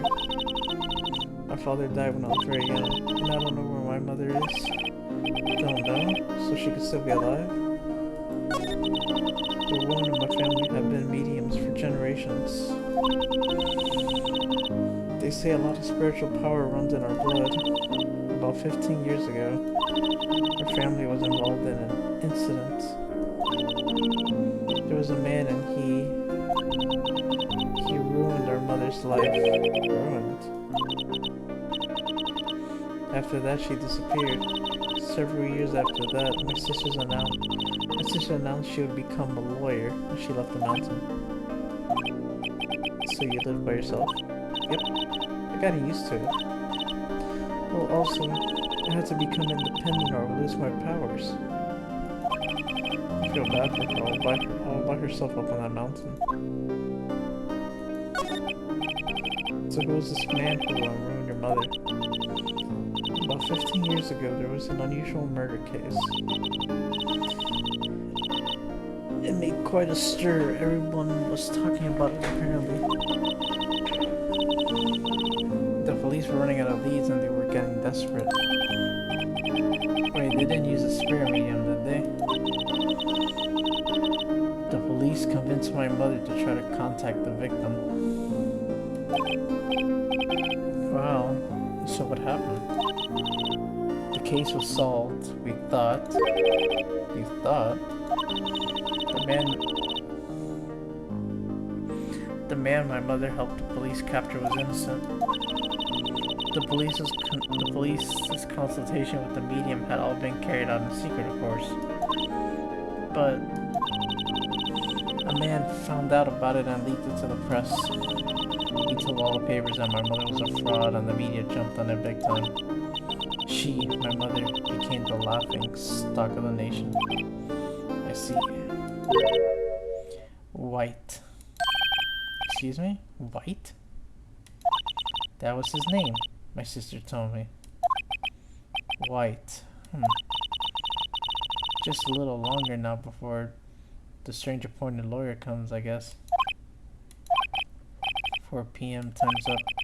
What should I do? Do I just leave her and go home? No, we're gonna defend her. We're not gonna leave her alone. I've made up my mind. I'm going to defend you whether you want me to or not. Why? Well, I will.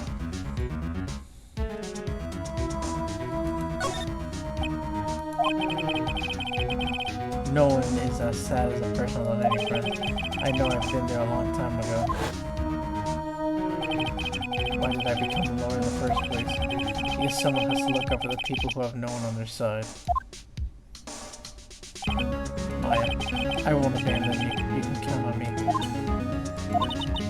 That's so kind of you.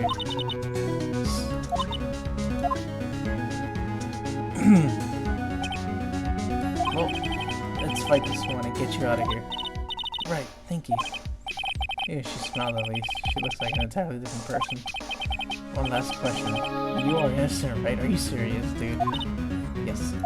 And I trust you. So you trust me too, okay? It's a deal. So, what next? There's something that's been bugging me. Yeah, what was inside that strange woman's drawer? It was when I tried to look into a drawer that she got all defensive. Yeah, there's something sussy in there. There has to be something in there.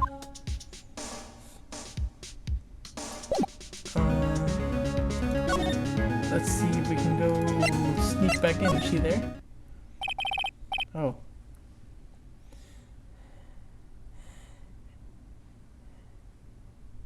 Hey gamer boy, how you doing? Welcome, welcome. Good afternoon, sir. Excuse me, you are? Ah, I beg your pardon, sir. I am the bellboy of this establishment at your service. Good, and you? I'm doing good, thanks. Playing some Phoenix Wright. Oh, right. I've just come up to deliver room service, sir. Do you know where Miss May might be? I believe our guest Miss May is currently using their facilities. If you've no need of anything, I'll be taking my leave. Please, stay as long as you like. Enjoy. Yeah. Oh wait, no, hey. Why does it seem like every time I come in here, I end up embarrassing myself? Wait, now's my chance to snoop around a bit, yes. Oh damn. Ah, I almost forgot. God, you came back quick. Might I ask you to inform Miss May that there is a message for her? Please tell her that Mr. White, wait a second. Mr. White, is this the same White that Maya was talking about? Mr. White of Blue Corp phone. Oh, right. Sure, Mr. White of Blue Corp. Where have I heard that name? We just heard it a moment ago. White. That was his name, my sister told me. White was the name of the guy who ruined me and Maya's mother. Could it be a coincidence? Finally, let's examine this. There's a screwdriver sticking out of that half-open door. Now's my chance to see what's inside. What do we have here? A wiretap? What would a woman like her be doing with a thing like this? Wait a second, the wiretap. That's why the phone in the office was, the screws were loose. Wasn't enough time to put it all back. There's definitely something suspicious about this Miss May. Why would she have something like this in her hotel room? There's a story behind all this. I know it. Alright. I'll be using this bit of evidence in tomorrow's trial, that's for sure. For Maya's sake. I'll get to this woman's bottom. Wait, no. Wrong way. I mean, you know what I mean. Yeah. Oh, bellboy, still there? No. Time to scram. I look forward to tangling with you tomorrow, Miss May. In court, of course.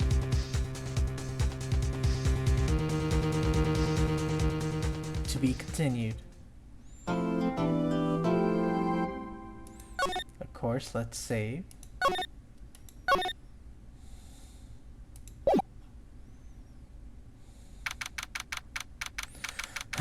September 7th, 10 a.m.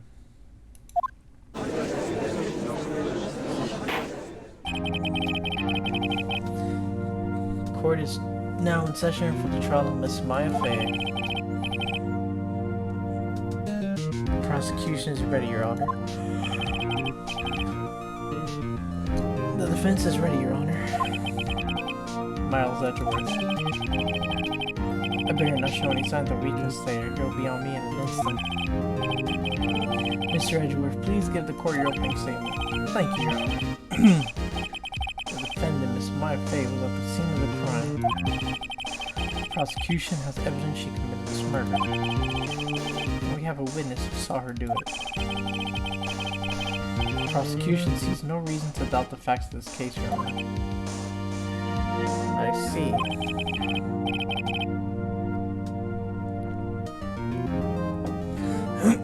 Thank you, Mr. Edgeworth. Let's begin then. If we may call our first witness. Calls the chief officer at the scene, Detective Gumshoe. Witness, please state your name and profession to the court. Sir, my name is Dick Gumshoe, sir. I'm the detective in charge of homicides down at the precinct, sir. Detective Gumshoe. Please describe for us the details of this murder. Very well, sir. Let me use this floor map to the office explain. Oh, this is useful. The body was found by this window here. And the cause of death? Loss of blood due to being struck by a blunt object, sir. The murder weapon was the statue of the thinker found next to the body. Heavy enough to be a deadly weapon even in a girl's hand, sir. Court accepts the statue as evidence. They're still calling it a statue.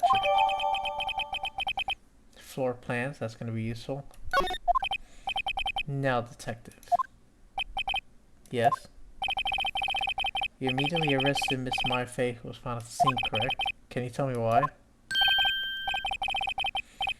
I had hard evidence she did it. Why? Because there was blood with her name on it? Please testify to the court about this hard evidence. Oh, witness testimony. Alright. As soon as the phone call came in, I rushed to the scene. There were two people there already. The defendant, Miss Mai-Fei, and the lawyer, Mr. Phoenix Wright. I immediately arrested Miss Mai-Fei. Why? We had a witness account describing her. The witness saw Miss Mai-Fei at the very moment of the murder.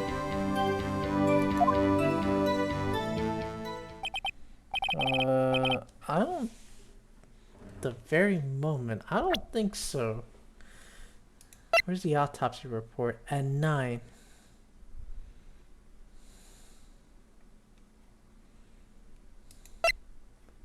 And...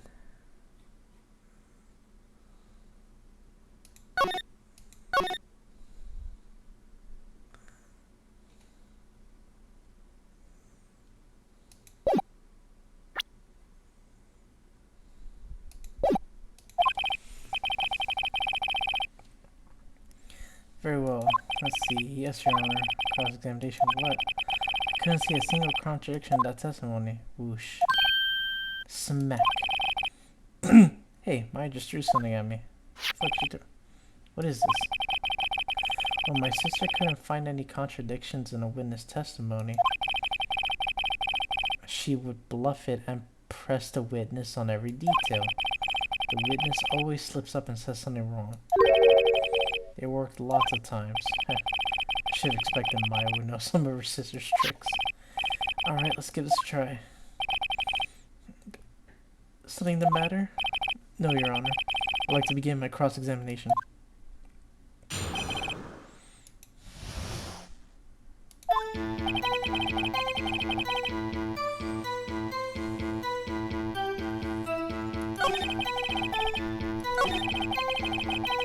Okay, that's fine.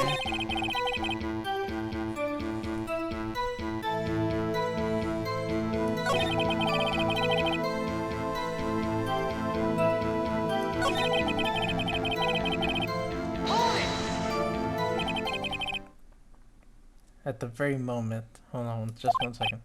Yeah? If I heard correctly, you said you arrested her because you had hard evidence she did it, correct? Huh? Did I say that? Me? I heard you say it. You did say it. You said it. Exactly. What about this suspicious woman in Pink's claim was hard evidence? What? Miss May isn't suspicious, and she sure isn't Pink. Yes, she is. Have you not seen her? Well, I guess she is Pink. That's enough, Detective Gumshoe. Do you have any more solid proof other than her claims, Detective? I guess Preston can have its advantages. Yes. Sorry, I got the order of things mixed up in my testimony, Your Honor, sir. There was something I should have told you about first. Very well, Detective. Let's hear your testimony again. Hard evidence.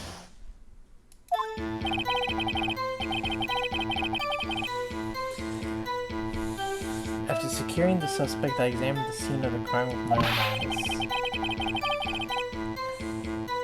I found a memo written on a piece of paper next to the victim's body. On it, the word Maya was written clearly in blood. Lab test results show that the blood test was the victim's. Also, there was blood found on the victim's finger. Before she died, the victim... No, she didn't. Death was instantaneously, according to the autopsy.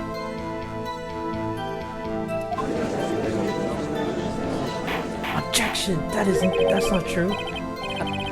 Hard evidence, my ass. The autopsy says that she died instantaneously. So that contradicts.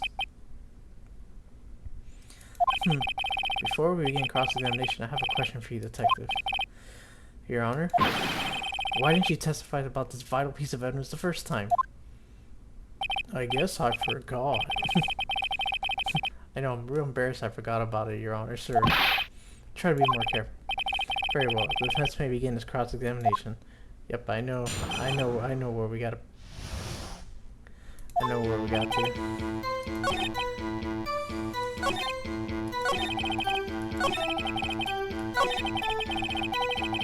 Yep, here. Where's the autopsy report? Objection! There we go, we got him. Detective Gumshoe, there's one thing I want you to clarify for me here. You say that the victim, Miss May... Oh god, my... The victim, Miss Mia Fey, wrote this note. That she was accusing the defendant, Maya Fey? Is that really what you're saying? What? This isn't one of those lawyer tricks now, is it? Of course she wrote it. Who else could have? You have it backwards, detective. Backwards? The victim is the only person who actually could not have written it. This is a report from your department, detective. This is an interesting game. It definitely is. Immediate death due to a blow from a blunt object. She died immediately. There's no way she could have written it. But no butting your way out of this one, detective. Order, order. The defense has a point. Someone who died immediately wouldn't have had the time to write anything down. Objection! Mr. Wright, I beg your pardon, but when exactly did you obtain that autopsy report? When? The day after. It was the day after the murder. The prosecution point being... Oh god. That autopsy report is outdated, Your Honor. What? What? A second autopsy was performed yesterday at my request. Death was almost immediate due to a blow from a blunt object, but there is a possibility the victim lived for several minutes after the blow. I received these results this morning, and you wait till now to say anything? No way. Oh god, look at those hands. Big hands. Your Honor, it's quite easy to imagine that the victim did have time to write Maya. Did he just bow? That is all. I see. Damn you, Edgeworth. Should have known you'd have something up your sleeve. Why, Mr. Wright, you look shocked. Something you want to say? The detective's a sham! No, I'm not gonna say I'm a sham. Oh, I have to pick an option?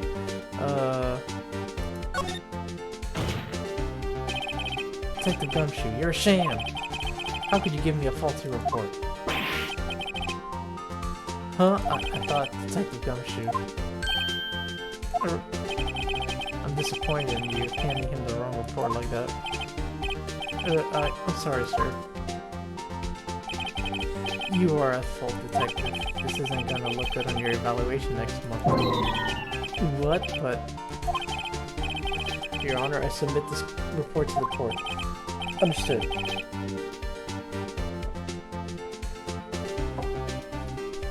The court accepts the evidence. Died from a blow by blunt. Death may have lived for a few minutes before being hit. Okay. Well, Your Honor, the evidence strongly suggests the victim was identifying the killer. I suppose that's the obvious conclusion. No. Darn, this isn't good. Prosecution would like to call its next witness. This poor innocent girl saw the murder with her own eyes. Let the witness, Miss April May, take the stand. Exactly what part of her is innocent? So what's like the objective of this game? Basically, there's different scenarios, and we play an attorney, and our goal is to prove that our defendant is to prove that our client is innocent. and you gotta collect clues and evidence and stuff like that and contradictions.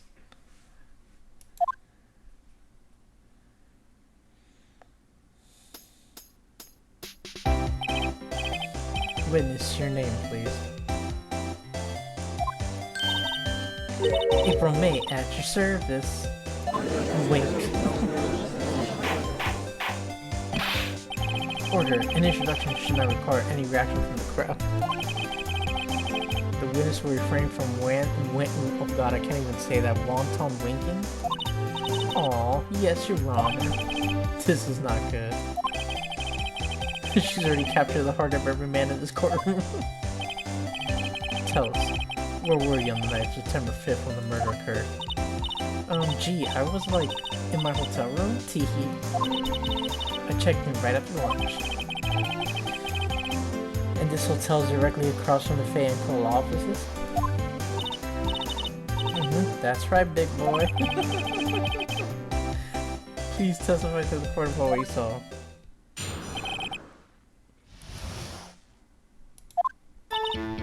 It was like 9 at night. I looked out the window, you know? And then, oh, I saw a woman with long hair being attacked. The one attacking her was the mousy girl sitting in the defendant's chair. Then the woman, like, dodged to one side and ran away.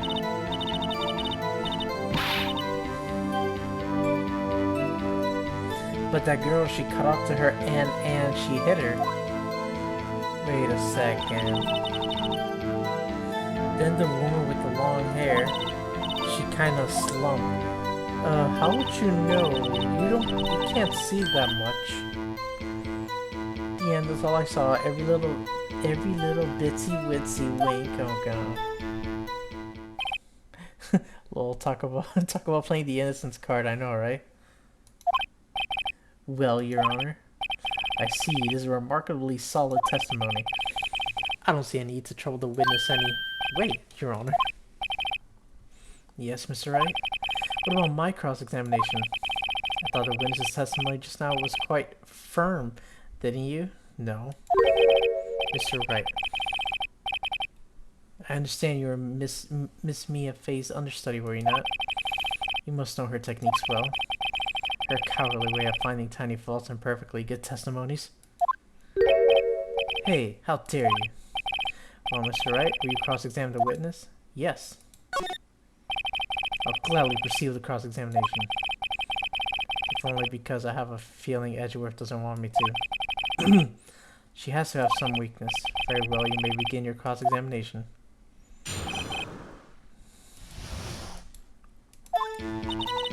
Alright, let's take a look. Where are the floor plans here? So this is her view of what she said she saw. If they move to the side, she wouldn't have been able to see it. Let's try that.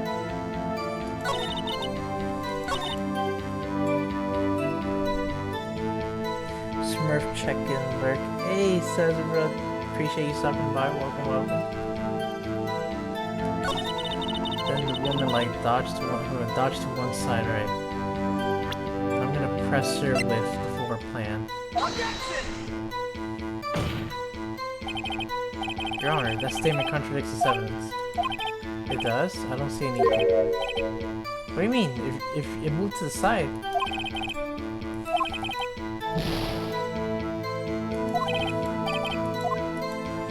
Okay, then listen again.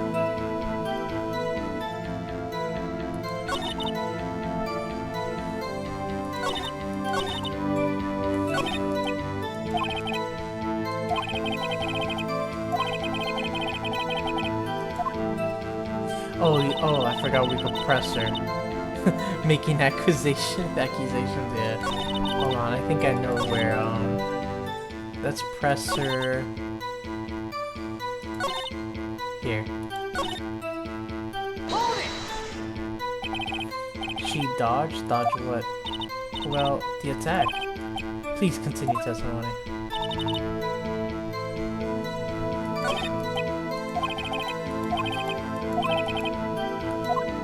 let's see.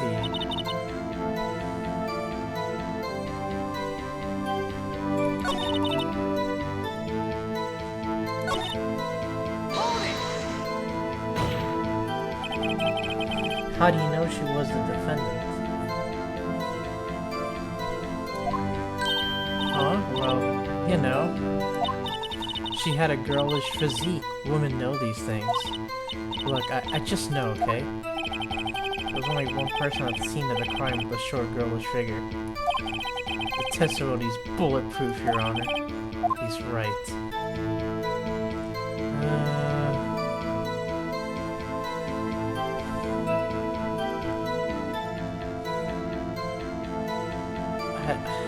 Is it bulletproof though?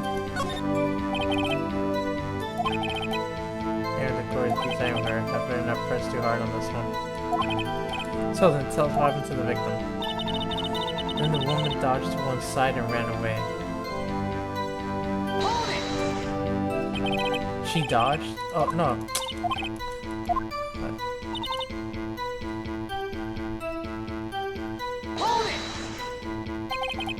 How do you know it was my client? Oh, well, gee. First of all, she had a girl's physique, and secondly, she was small.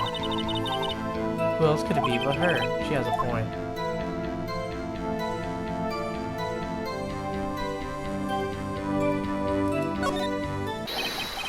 Hold on a minute. That testimony stinks. What? Miss May, I'm willing to bet that... Oh...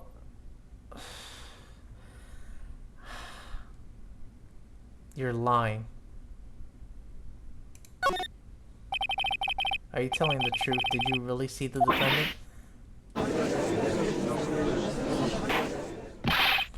Mr. Wright, what's the meaning of this? Yes, what's the meaning? Somebody tell me because I'm clueless about this, I mean. Okay. If you had really witnessed my client, Maya Fey, you would have noticed her clothes before noticing her physique. Yeah, that's true. Her outfit totally stands out. Aha, we got you now. No one wears clothes like this on a daily basis except her. Sure, clueless my butt. And I'm no expert on fashion, but her hairdo looks far from normal to me. However, the witness's testimony mentions neither of these things. Testimony is bogus. But... Still, we don't know if she was dressed that way the night of the murder. Yes, we do. She was, Your Honor. I saw her. And so did Detective Gumshoe. What do you say to that, Miss May? Rawr, what are you trying to say, you mean lawyer? I saw what I saw. Those puppy eyes won't save you now. I just didn't think all the trifling little details were necessary, darling. Miss May, the court would like to remind you to please omit nothing in your testimony. Oh my god. I'm sorry, Your Honor. I'll be a good girl, I promise. Wink. God. Your testimony again, if you would. Damn, I almost had her.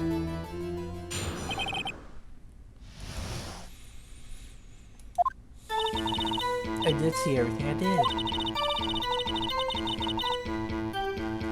The victim, the woman dodged the first attack and ran off to the right. Then the girl in the hippie clothes ran after her. She hit her with a weapon. I saw it, I did. That clock, wait. How do you know it was a clock? Everyone else referred to it as a statue. The only way you could know it was a clock is if you overheard the conversation. Well, does the accuracy of my report not startle you? Not one bit. It doesn't startle me at all. I know you're lying. I only wish you had been so detailed from the beginning. Oh, she kind of... Please begin gladly. I know what to do.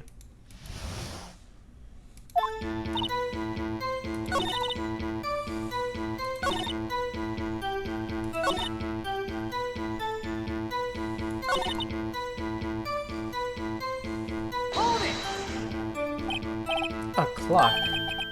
Didn't this come up in another testimony recently? Well, don't look so sour, Mr. Lawyer. You can't win them all. No, but I have a feeling I'm onto something now.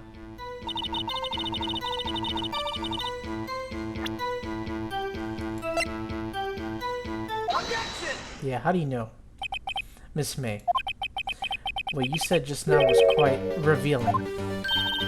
Revealing? Ooh, you'd like that, wouldn't you? Naughty, Mr. Lawyer. God damn it, not like that. Not now. You just said that the statue of the Thinker was a clock. But there's no way of knowing just by looking at it. Another person in much the same position as you recently called this a clock too. And he was found guilty of murder. Order. Miss May, can you explain how you know this was a clock? Oh, the witness saw the murder with her own eyes. That's all that's important here. No, detail. It's all in the details. You can slam all you want. Jeez, this is getting wild. Yeah, it is. The defense is trying to confuse the issue with trivial concerns. Yes, of course. You will withdraw your question, Mr. Wright. No. I will slam my hand too. The questions are all I have, Your Honor. And as you may recall, I caught murders with these questions before. Well, only once. Objection sustained. You may continue to question the witness. Whew, that was close. If you stopped me there, the trial would be over. Huh? What? So what happens now? What happens now is you answer my question. How did you know it was a clock? What? That's because I heard it? That's impossible. The gears were taken out of it. Yes, I heard it say the time. So you've been to the law offices of Fay & Co. No, hey, I didn't say that. Why would I go there? I heard it from my hotel room. No, bullshit.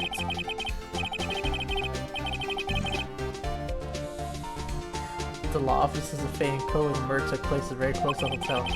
She could easily have heard the clock. No way she could have, because the gears are out. No, Your Honor. I can't give up now. I'm not satisfied because... it couldn't have wrong. Your Honor, members of the court. It is inconceivable that the clock in question rang. That clock is missing its clockwork. How could you possibly? Just take a look right now. Oh. See anything interesting, Your Honor? It is as the defense says. This clock is missing its clockwork. It's quite empty. So there's no way you could have heard anything. You're a liar. Mr. Wright, you care to explain to the court the meaning of this? It is as you can see. The clock was empty. It couldn't have rung. Therefore, this witness is a big, fat liar. Fat? Well, Miss May, don't you dare wave your finger at me, Edgeworth. Tis, tis. Quite a show you put on for us, Mr. Wright. He knew the clock was empty somehow? He knew. I'm afraid you forgot one thing, however. Indeed, the clock is empty, as you say. It can't ring. However, you must ask, when was the clockwork removed? Oh, we have a phone recording. If it was after the witness heard the clock, then there's no contradiction. Nope, before. I can prove it. The clock might have been emptied after she heard it. And that is exactly what happened, Your Honor. Nope, that's not true. I have proof. Can you prove? Yes, I can. I can prove it. Yes. Yes, I can. Ho ho, impossible, of course. Nope, I have proof. What? Wasn't it you who told me proof is everything? Well, I was listening. And now I'll show you the proof you like so much. The evidence that proves when the clock was removed. The phone.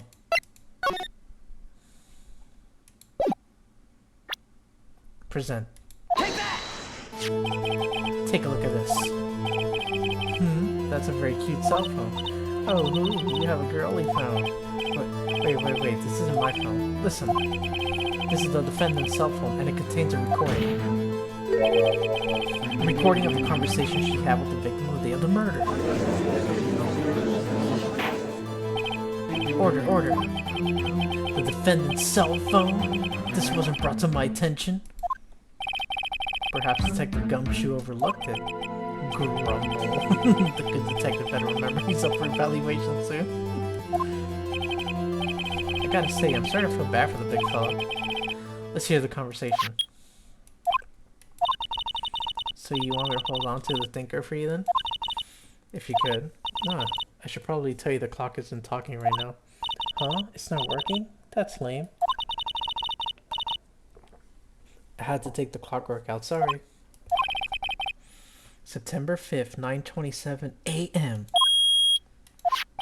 Your Honor, I think this makes it clear the clockwork was already gone by the time this was recorded.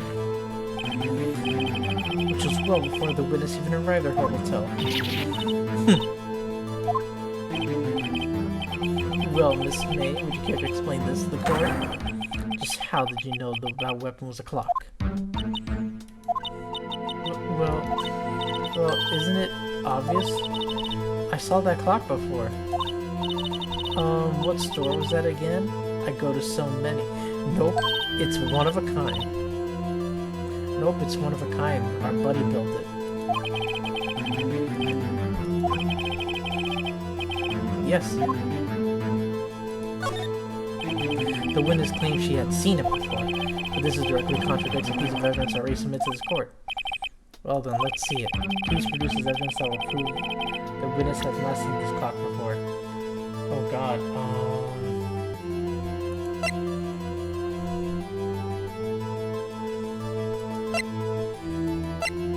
I would say the clock itself, it's one of a kind. It's simple. This clock was never in any store ever. What? A friend of mine made that clock. Only two exist in the world. And the one that isn't here is in police custody. Impossible. Everything is sold in stores. Miss May, I think it's high time you went shopping for a better excuse. Oh. Oh, excuses not on sale today? Oh. Ho ho ho. Oh god. Did her boobs just get bigger? What's happening? Oh god, look at that face. What's it to you, porcupine head? That stupid clock doesn't matter, okay? She did it, and she should die for it. Oh god. Whoa, let's not get ahead of ourselves. This is a court of law, and the witness will remain calm. Oh god. Oh? Oh ho ho. Silly me.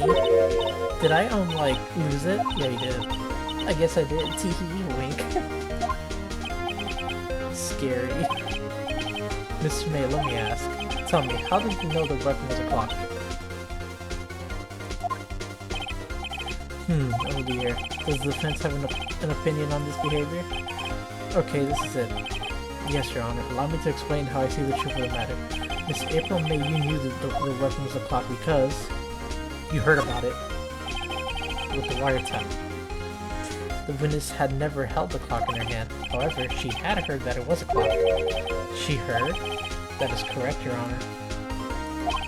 Therefore, there's no other way she could have known the thinker over the clock. And I can show you the proof. Well, this is interesting. Let's see it then. Show me evidence proving that the witness had heard the murder weapon. Yep. Wiretap. Have a look at this. Oh, that? I found this in Miss May's room.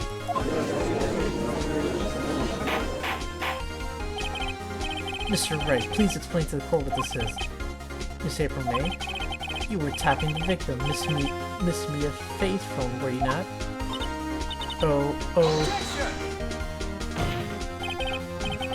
Your Honor, this is irrelevant. I'm not entirely sure that it is. Objection overruled. Good. It troubles me that our witness was in possession of a wiretap. This is outrageous. Does the defense truly claim that the witness was tapping her phone? Absolutely. Even if that was the case, which is not, you still have to prove one thing. Did the victim ever say that the weapon was a clock on the phone?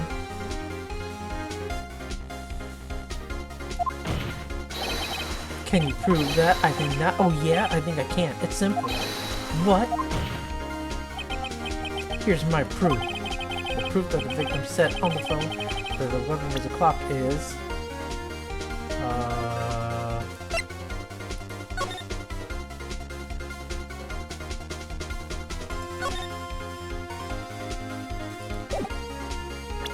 the phone again, yeah. I present the defendant's cell phone. Yes, we've seen that. Listen once more to the conversation between the defendant and the victim. Mia, what's up? You haven't called in a while. Well, actually, there's something I want you to hold on to for me. Again? What's it this time? It's a clock. It's made to look like that statue of the thinker, and it tells you the time. Miss April May, you used a wiretap to listen to this conversation. That's how you knew the thinker was a clock. Am I wrong? Objection! Your Honor, this is ridiculous. Your Honor, look at the witness's face. Does she seem amused to you? The defense demands an answer. Witness answered the question. Did you tap her phone? Miss May. Shut up, all of you. What gives you the right to talk to me like that? You lawyer. Well, it's no fair, all of you ganging up on me like that. Oh, so I'm the bad girl, is that it? Is that it? Nah, you can't puff your way out of this one. Wah. That did it. The court's seen the real Miss April May now. Now to deal the final blow. You did it, didn't you? Why the wiretap? Why did you tap her phone? Answer the question. Do I have to? Isn't this a murder trial? Isn't Tippy tapping her irrelevant? No, it's not. Gosh, you're saying exactly what Edgeworth wants me to say. Miss May, you were tapping the victim's phone. I hardly call that irrelevant. While this court does not condone the defense's tone of voice, he has a point. Well, Miss May, do you have an explanation for the court? Can you prove you had nothing to do with this murder even though you tapped your phone?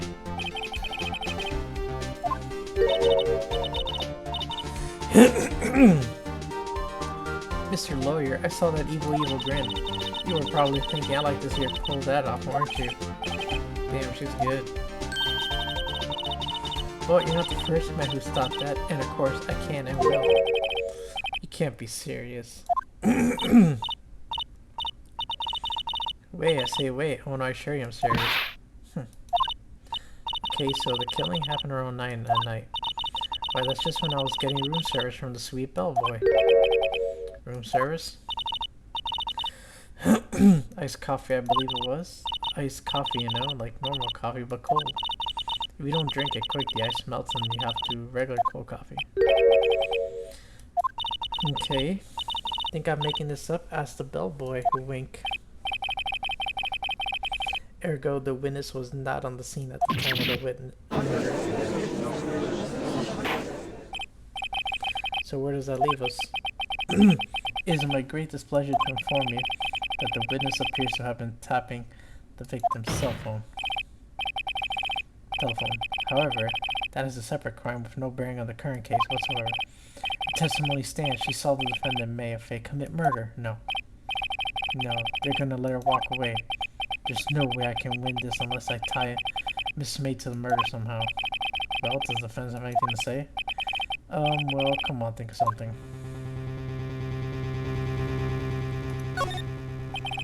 The defense would like to call the hotel bellboys a witness. There's something suspicious here, and I'm gonna get to the bottom of it. I think you've sunk in quite low enough already. I object to calling the bellboy. Why? What's your reason? Because I hold that the wiretapping had nothing to do with the killing. However, if you agree to one condition, I'll consent to calling this witness. Condition. If Miss April May's alibi is not called into question after you examine the bellboy, then you will recognize that Miss April May was not the killer unless she is innocent. And thereby you must also accept the verdict of guilty for Miss My Fate. That is my condition. What? Better find something suspicious in that bellboy's testimony. Otherwise, Maya will be declared guilty on the spot. What should I do? We're gonna accept it. Alright, I've got nothing to lose, except for, well, everything. Understood. I accept your condition. Fool. You fell right into my trap. Uh-oh. Very well. The court calls the hotel bellboy to the stand. I believe we're ready for the witness to testify. He certainly does look like a bellboy. Yes, he does. Wait, why is he holding that in court? Yes, sir. I received your summons in the middle of work, sir. I'm going to be of service. That tea set looks rather heavy, so without further ado, the witness may begin his testimony. Very good, sir.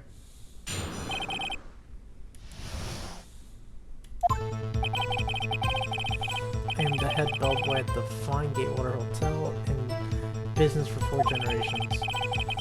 I believe I received a call after 8 in the evening from our guest, Miss May.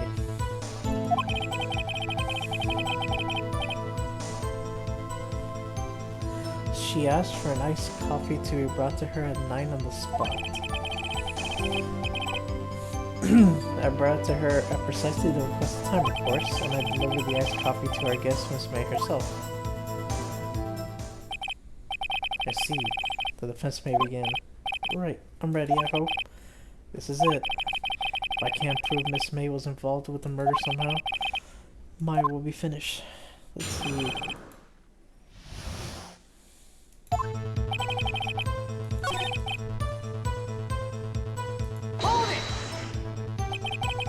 Are you sure it was Miss May on the phone? Absolutely, sir. How can you be so certain? I was asking about the time, but... And then I saw them, and I... Oh god. The point being, I remember her quite well, sir.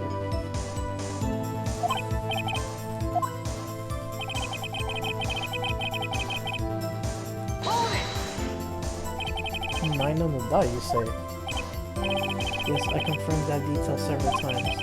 She was watching a program on the TV and wished to drink after she finished, sir. 9, the time of the murder.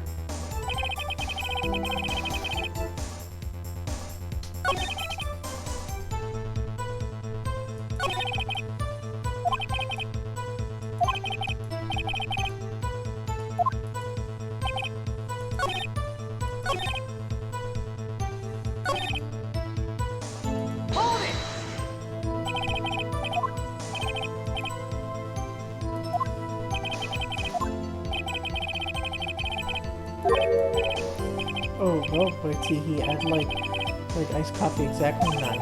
Something like that, sir. Therefore, I knocked on her door on the crack of 9. Why should we be so particular about the time? Hold it!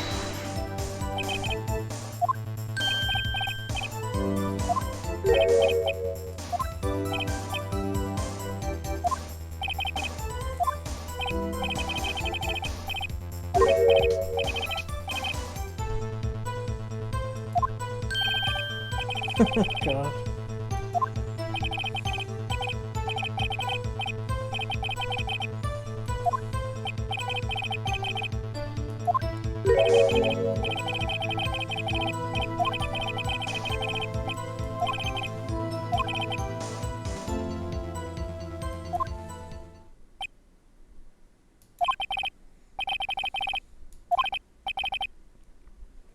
Is that it? Finally, you understand. This bellboy has absolutely no reason to lie. Now, If you have any decency, you want this rather tedious cross-examination here. It wasn't this tedious. The witness may leave the stand. Can't let this happen, can I? Wait, please wait. Yes, the defense has signed that. One last question. Let me ask one last question. Objection! Your Honor, I must object. The charade of justice has gone on long enough. No, Mr. Edgeworth. Alright, Mr. Wright. I'll give you one more question, that's all. Okay. This is really it now. This is my last chance.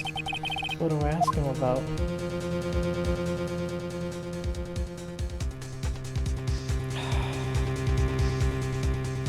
Oh god, bed making, obviously not. Check-in. Room service. Tell me again about a room service. Again, sir? At exactly 9, I delivered the room service to Mrs. May in room 303. The guest had requested iced coffee for $18 was the charges I recall. Wait. $18? Doesn't that seem... Wait a second. Can we look at this?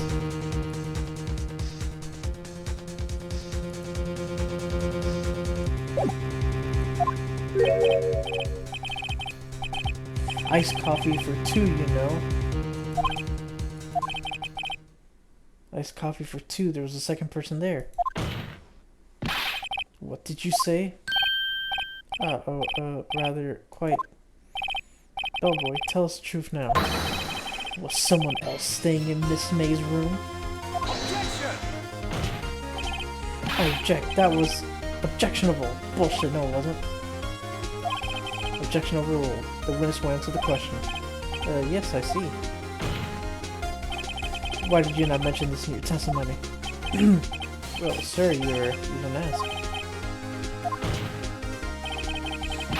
That's the sort of thing you're supposed to mention. Ah, yes, quite. Indeed. It was the good barrister there, Mr. Edgeworth, who... Oh, he asked me not to mention it. If I wasn't specifically asked, sir. Oof. You fool. I've done it, I've won. Miss April May checked into a twin room with a man. Correct? Yes, sir. Then when you brought the room service, you didn't see that man in the room? That's right, sir. Your Honor, we have just learned that another person involved who may have been the murderer. In light of this new fact, I hold that it's impossible to judge the defendant. Wouldn't you agree, Mr. Edgeworth? And who, Mr. Wright? Who is this other person? Simple, it was... the man with Miss May.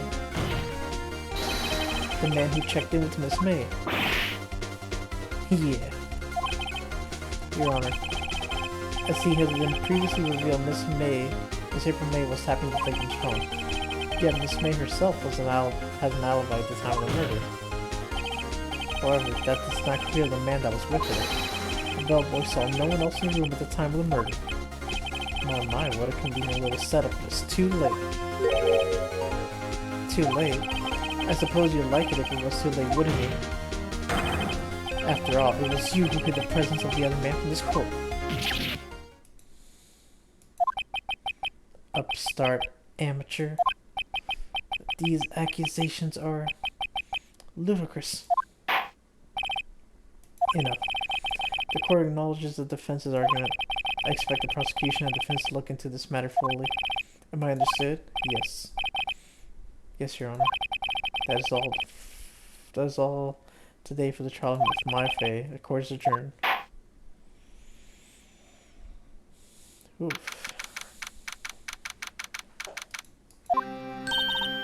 Mr. Wright, you were amazing in there. Really? I think I might be your newest fan. Well,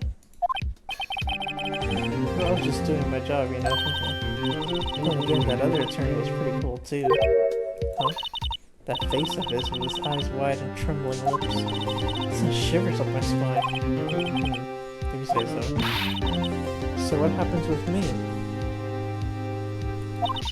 Do I get to go home now? Not yet. Well... No, I don't think so, not yet. Oh, I see. But I got a great lead in today's trial. A lead? That man with Miss May, he's the key. Oh, I get it. What happened to Miss May after that anyway? I heard they arrested her. I guess she's learning her charms won't work everywhere. She's probably at the detention center now. May have to go down there later. Anyway, this case is far from closed. Yes, sir. I'm gonna find out more about this man. Do you think he was the one who... Maybe so. Sis, don't worry. I'll find him by tomorrow, I promise. I'm counting on you. I asked for a full record of April May's testimony. I thought it might come in handy during the trial tomorrow. But now that I have it, I'm not so sure. Most of her testimonies are lies. In fact, there's only one part that hasn't been stricken from the record.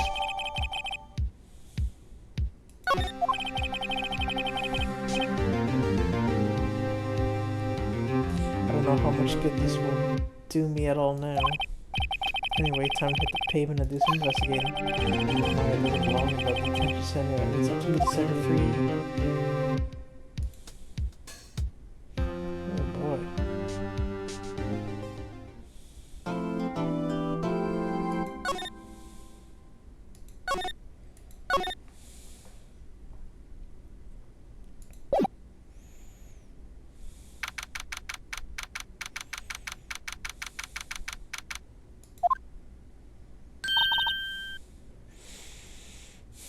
Hello. I didn't expect anyone to visit me in such a dank place as this. It's really quite moving. Not. You stinking lawyer, hope you done. Have you come to laugh? Yes, laugh at the fallen Miss May. No, not really. There's something I want to ask. Unfortunately, there's nothing I want to be asked. Have she done enough questioning you? Spiky head, here we go again. Please, you're scaring the security guard. So what does he wish to ask me? Then, For starters, how do you get to be so totally whacked?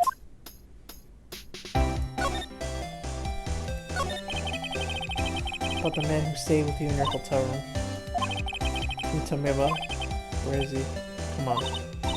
No way, Jose. Maybe if I had something to get her to talk.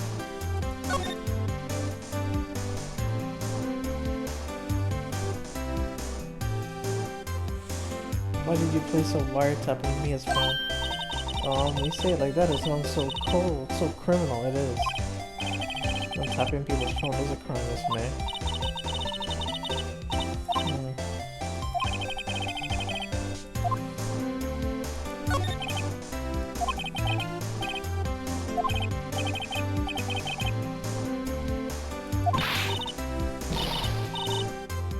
Oh god.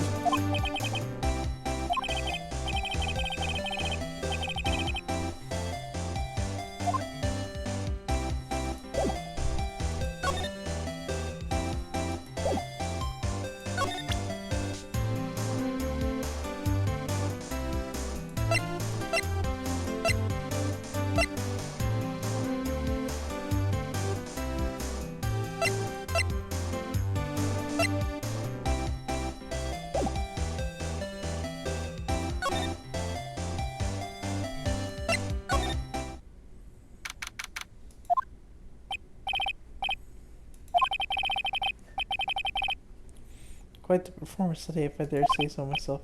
Oh, thanks. Sorry for putting you on the spot like that. No, not at all, sir. Your effort today can only help the gay waters rep, as they say. A rep? Yes, our reputation. Of course.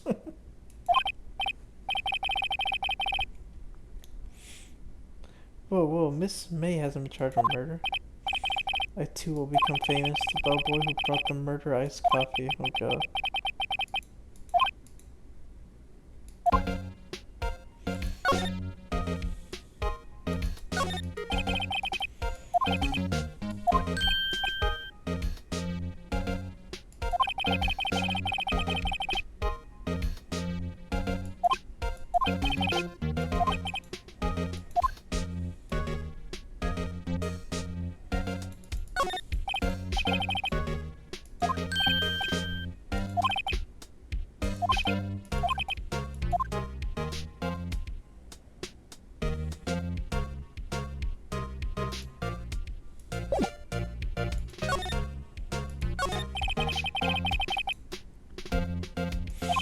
Hmm.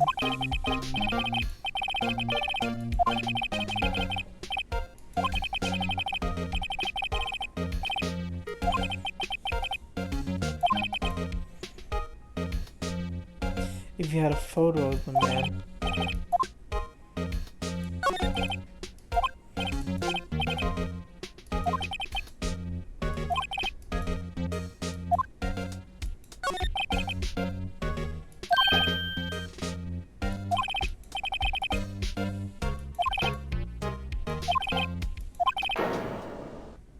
Oh God.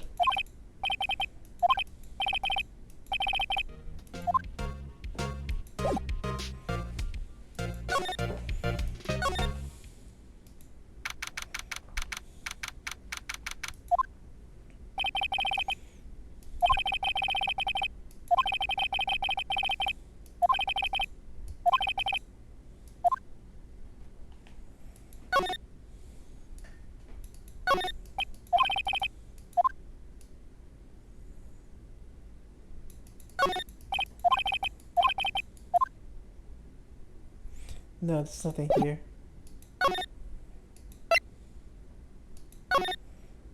Oh, wait a second. The painting is missing.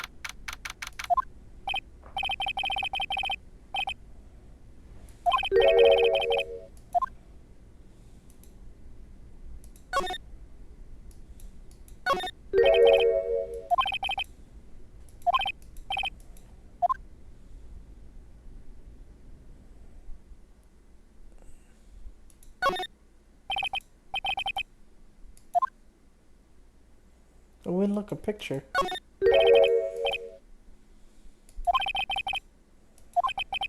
DL6 Incident Exhibit A. Oh, did he leave that for us? I'm sure I've seen this person somewhere. Perhaps I'll borrow this photo. I'm sure no one will miss just one more photo. It might be a valuable clue. I'll take it for now.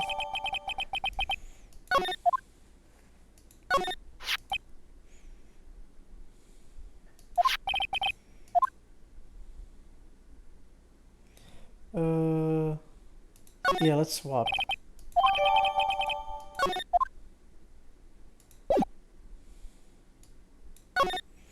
Because now, I think if we show him... Take a look at this photo. That's him, detective. I'm the lawyer. I know that. I just want to say detective once, you know how it is. No, I don't.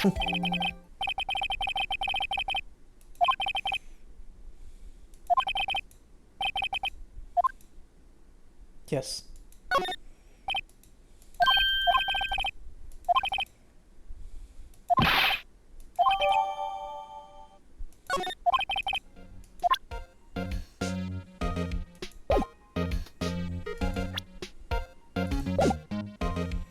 Let's go back now to detention center.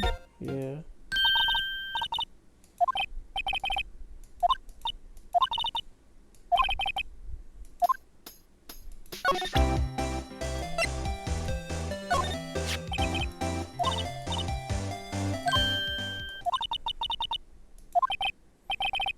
Reaction. Yep, we got her. This is him, isn't it? What? Who? When? Why? It is him. This is the senior patrolman that denied the murder. No, that's not right. Nice try. Do you have proof that was him? Yeah, proof. Show me proof. I'm so close. Yeah, I do have proof.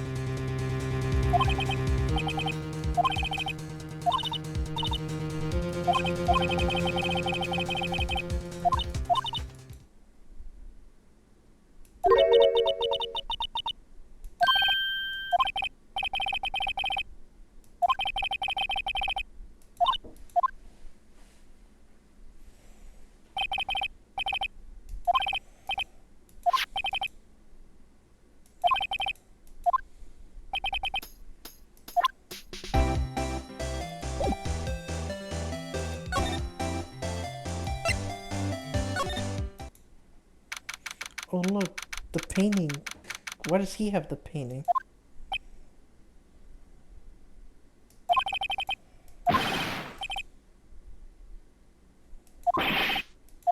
Oh god.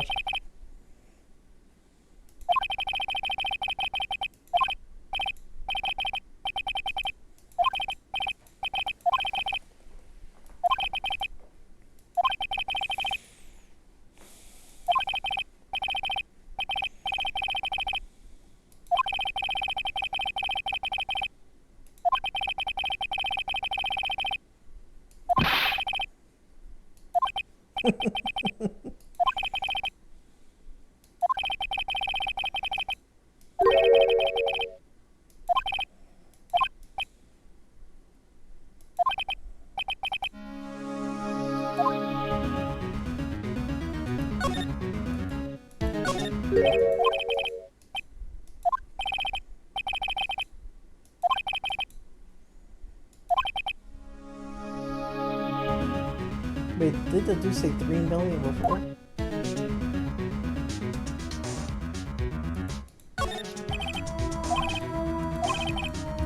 These just trophies.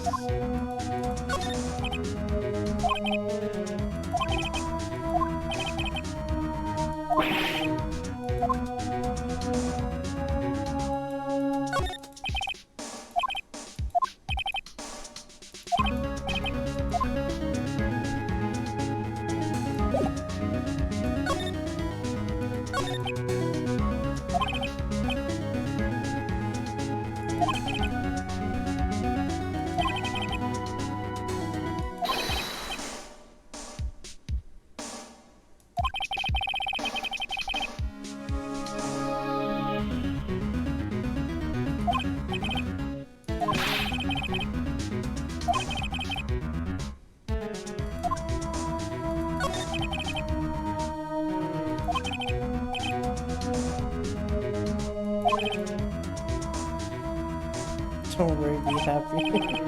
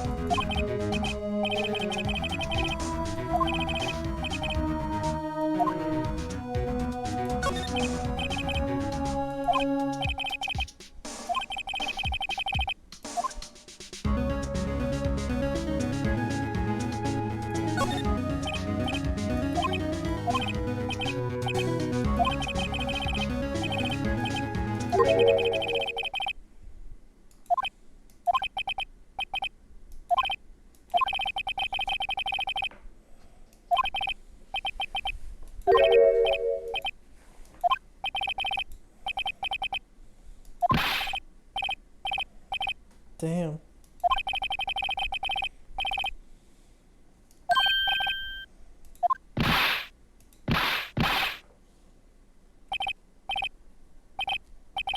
He punched me?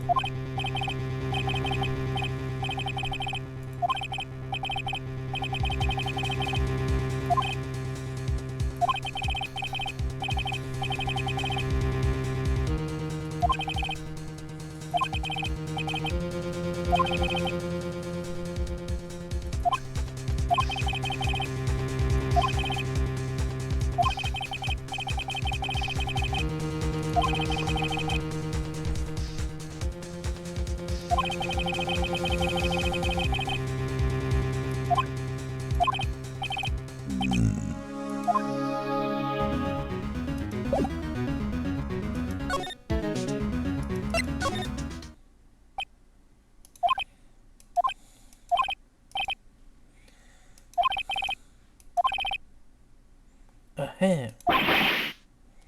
Jumping Jehoshaphat's.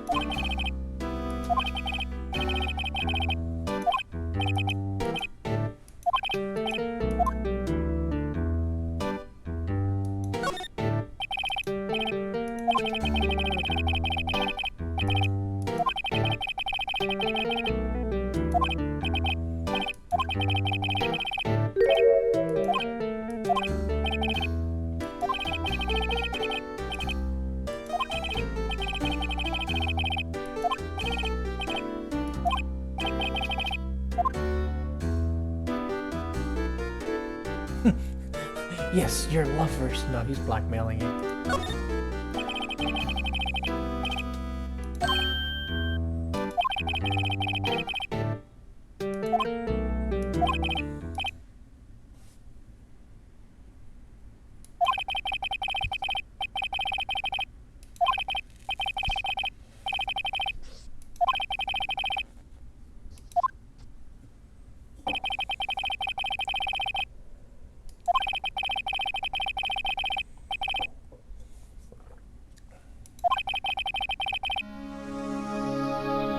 Damn, what the hell does he have on here?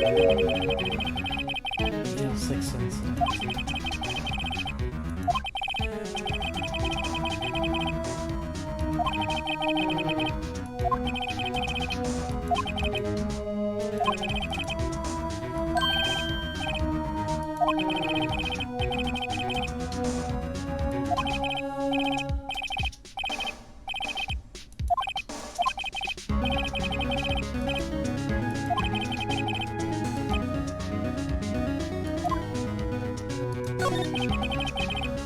Yeah, what is it?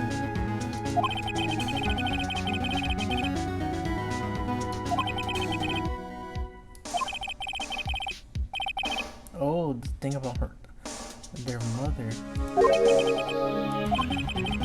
Misty Faye.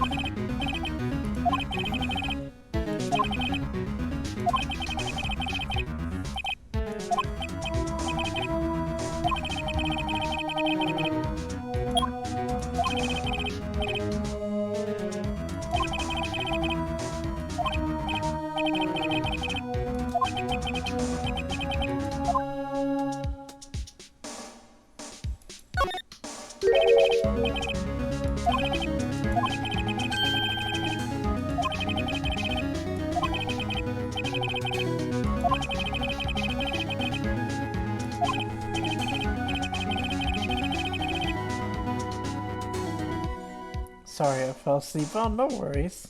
I know it's late. Oh, at least here it is. It's like 3 a.m. over here.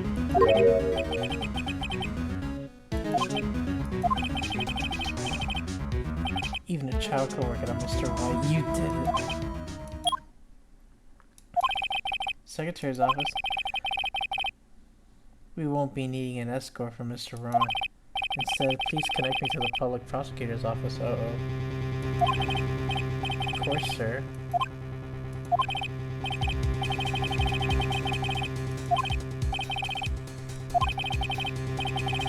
I want to testify tomorrow? Okay, good.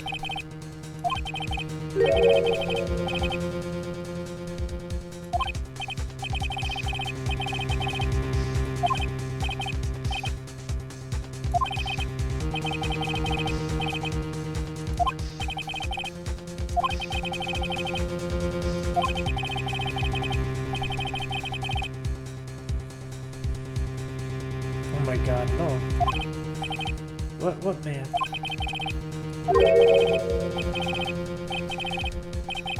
What the hell, the liquidator?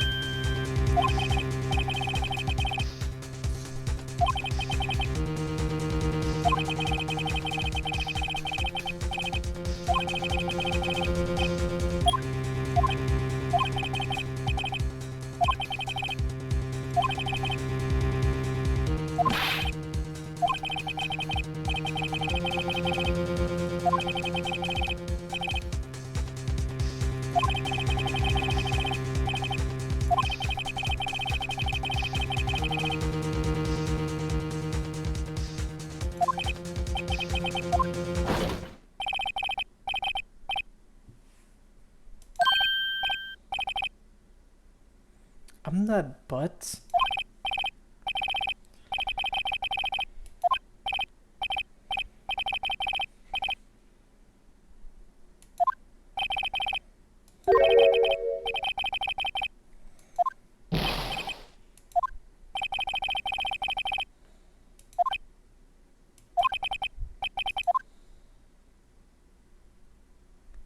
Are you serious?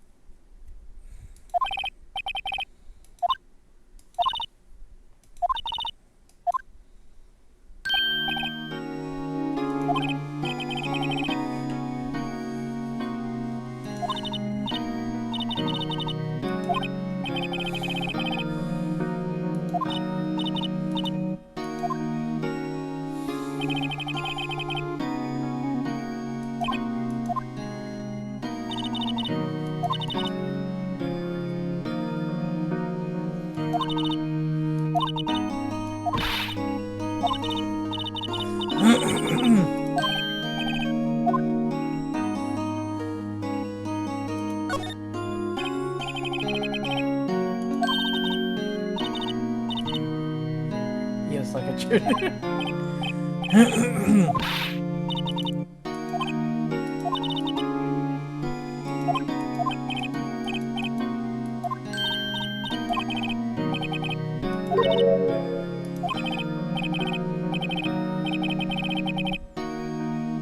It's good to know you're on my side.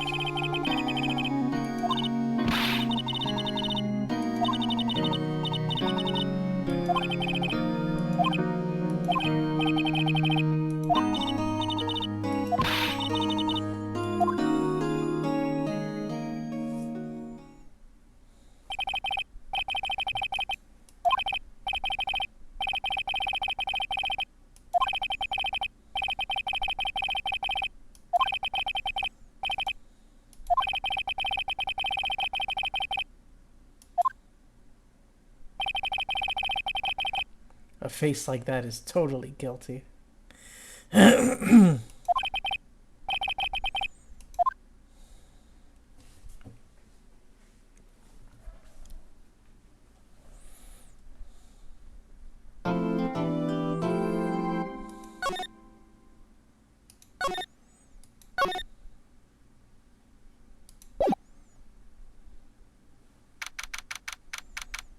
here we go.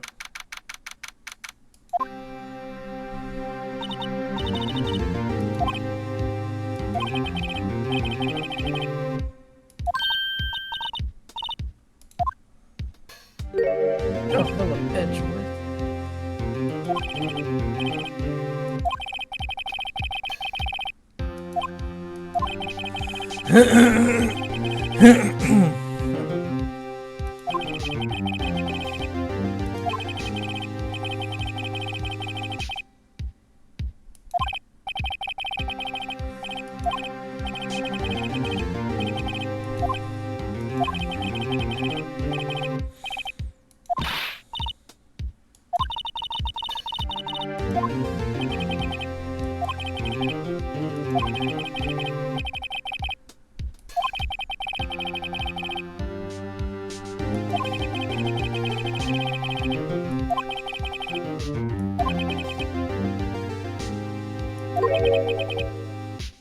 You've changed.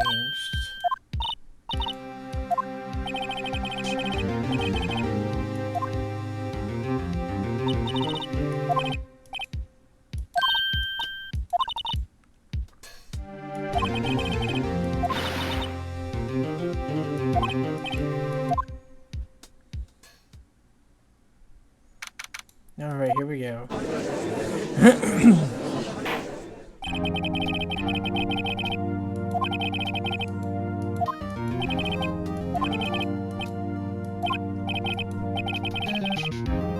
Defending myself will be fine, we got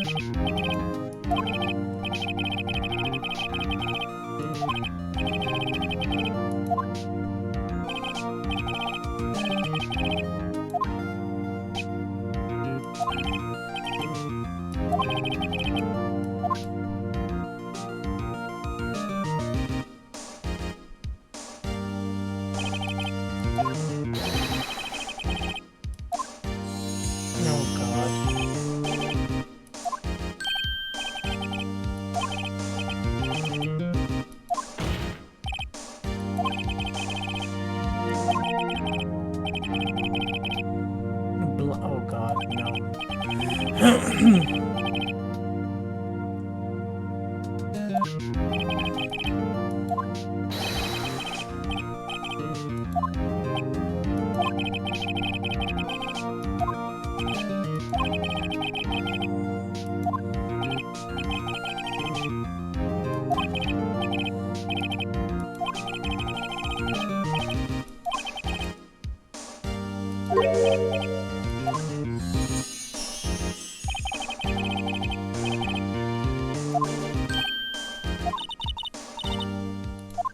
Yeah, we got this.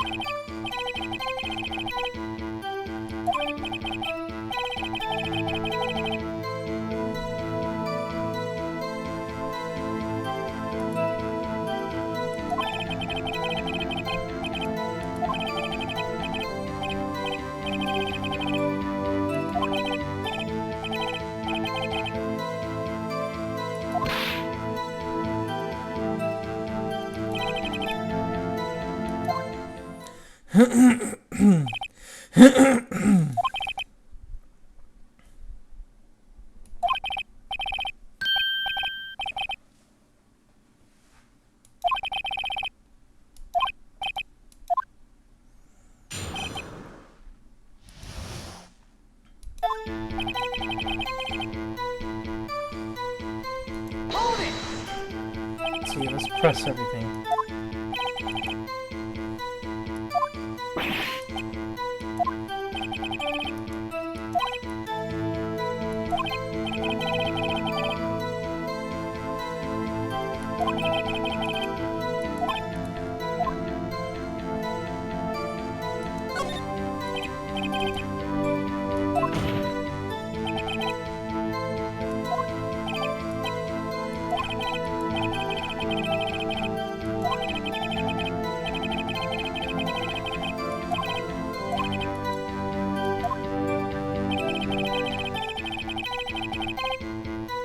Hold it! Hold it!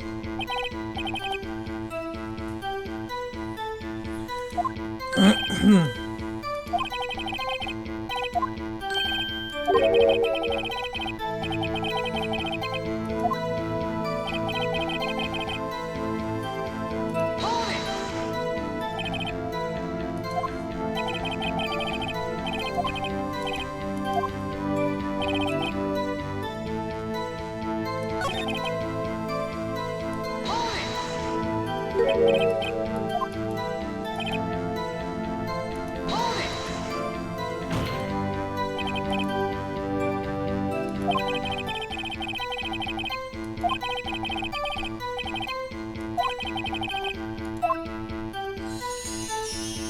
Okay.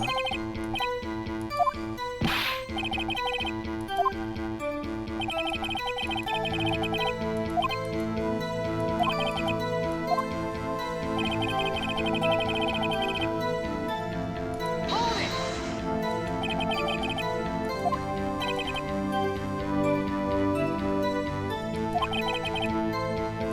Objection! Hold it!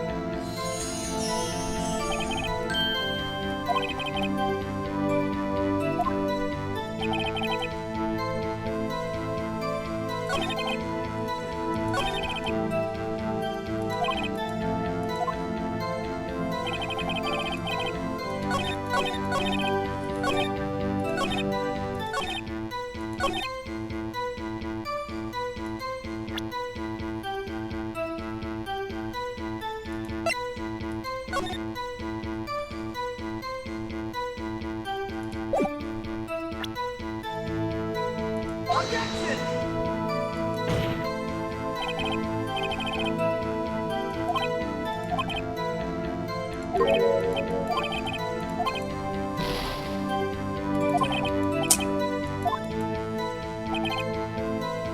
Hold it!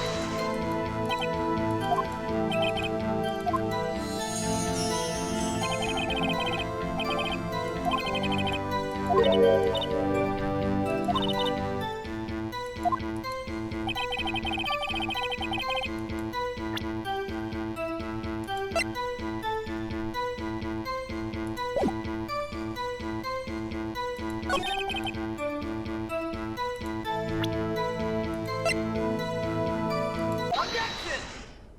There we go.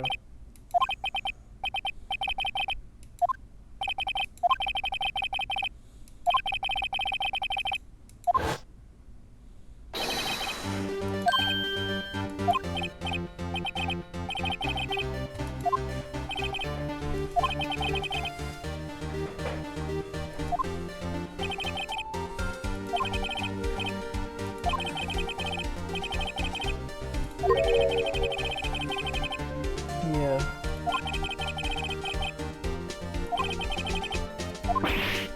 Look at that look.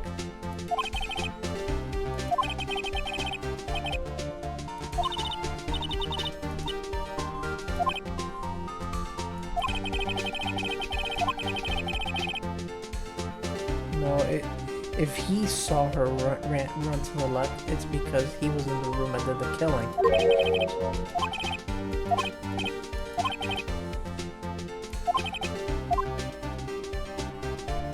Both are right.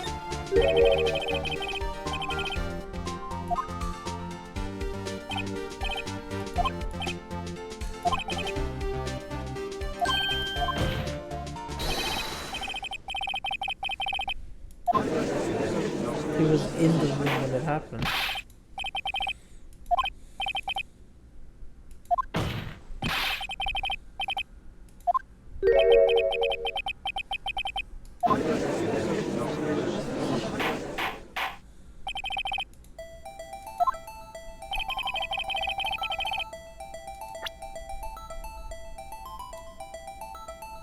Take that!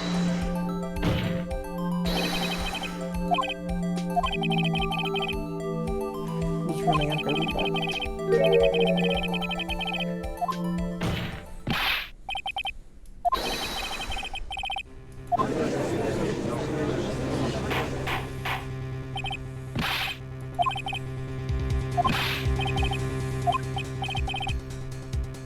Objection!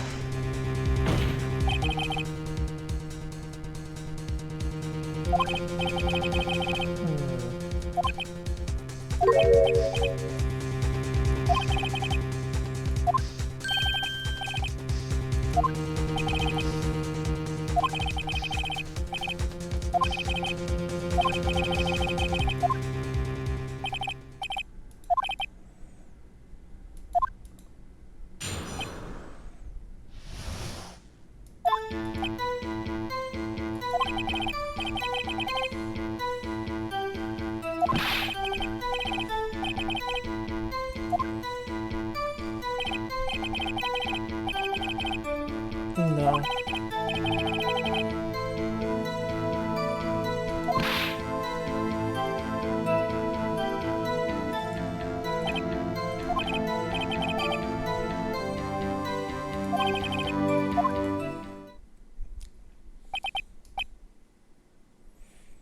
Hold on a second.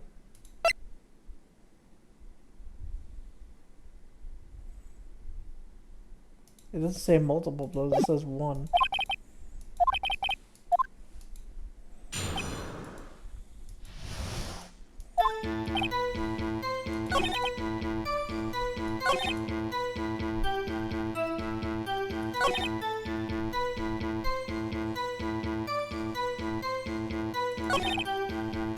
Hold it!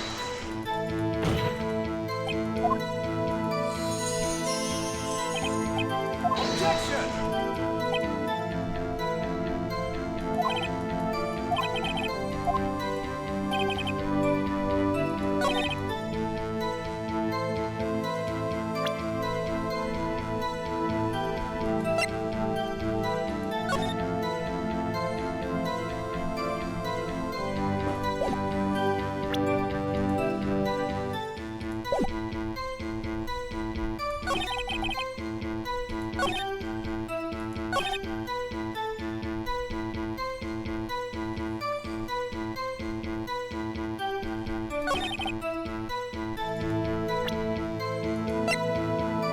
Objection! Am I wrong here? I guess I am. Damn. Fuck. Damn, I don't got that many choices left. Hold it!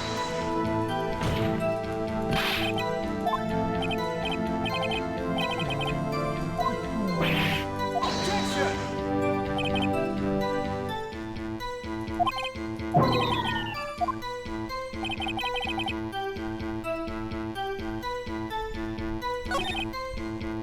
Hold it!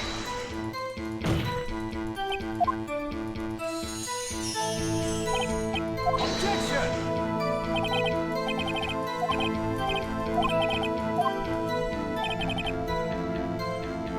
Hold it!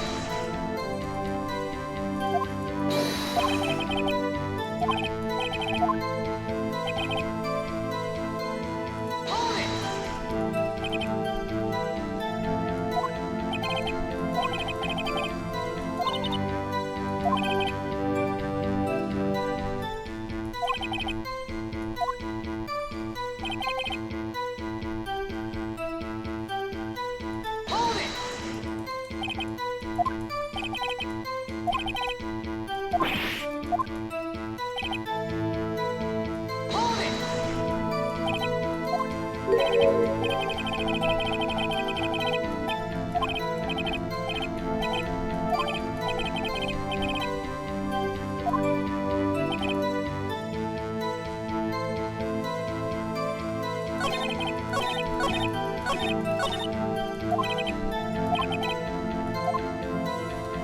What could it be?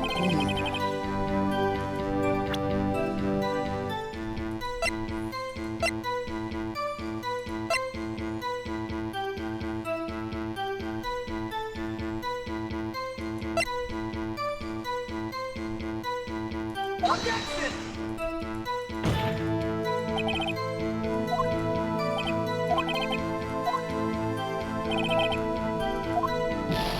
Shit.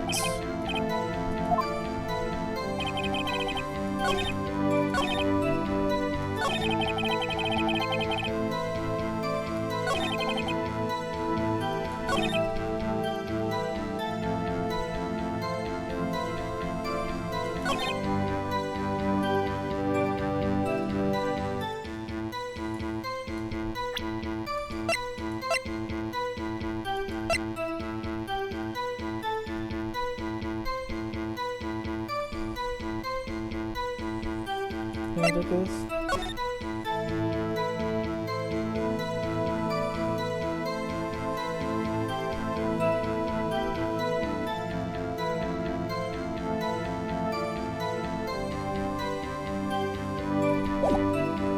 I am so confused here.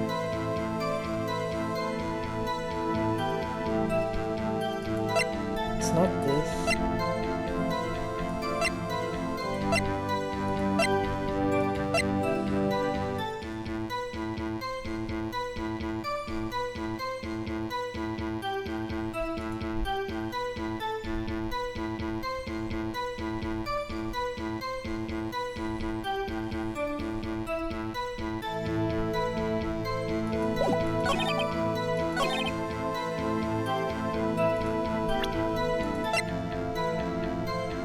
Objection! Yeah, there we go. Yeah, from a sing. That's what I was trying to say. Yeah, single. There we go.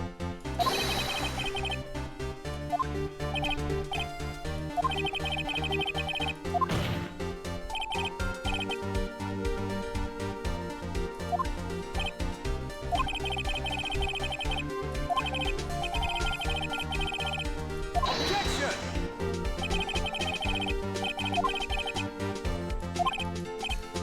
Objection!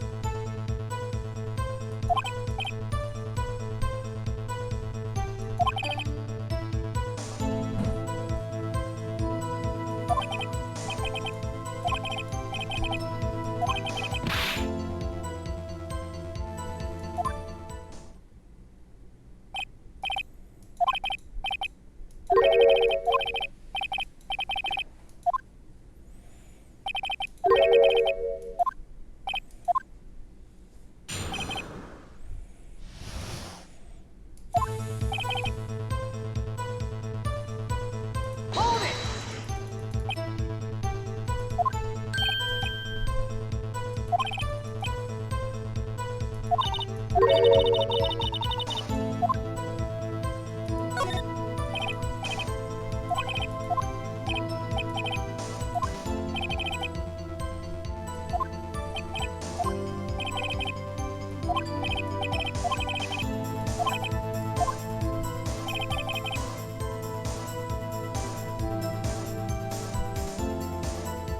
Hold it!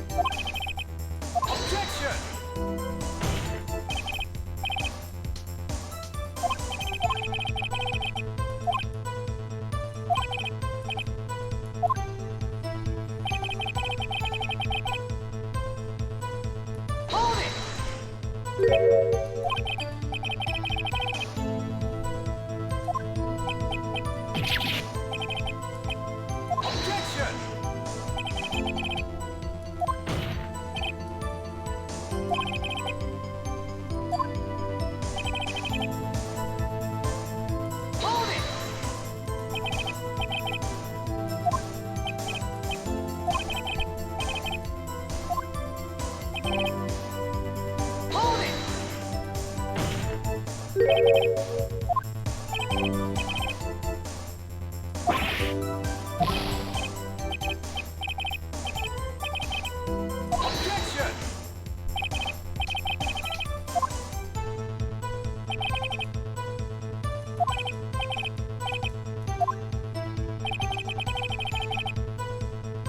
Hold it!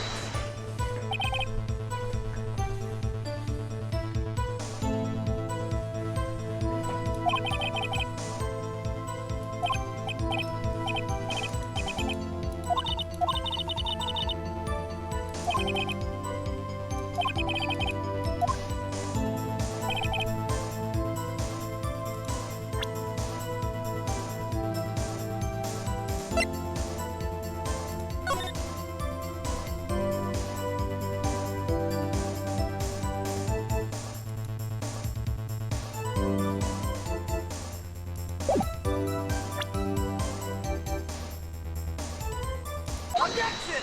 Yeah, it was out of view.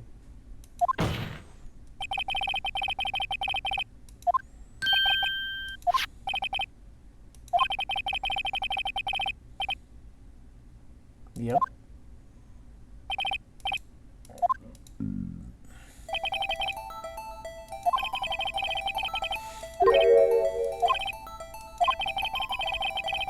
Yeah, it's not within visible, yeah. You couldn't have seen it.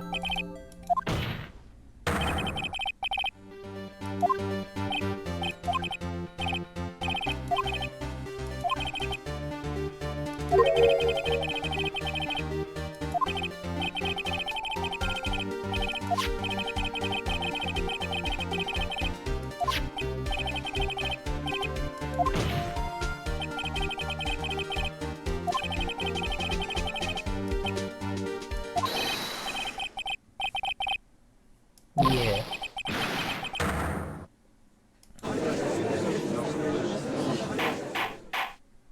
We got him on the ropes now.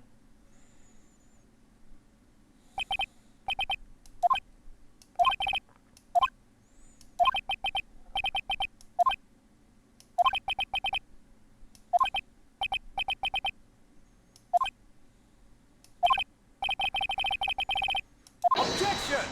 What now?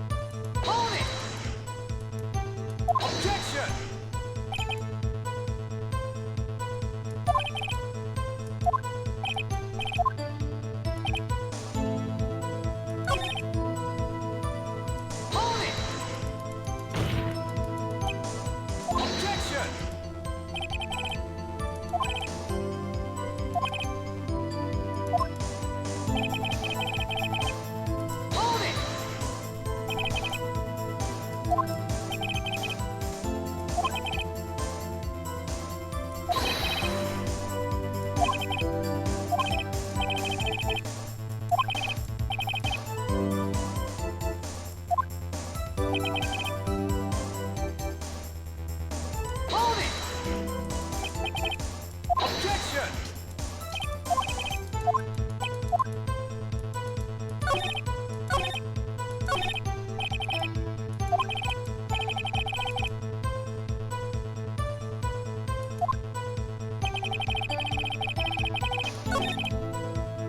Hold it! Objection!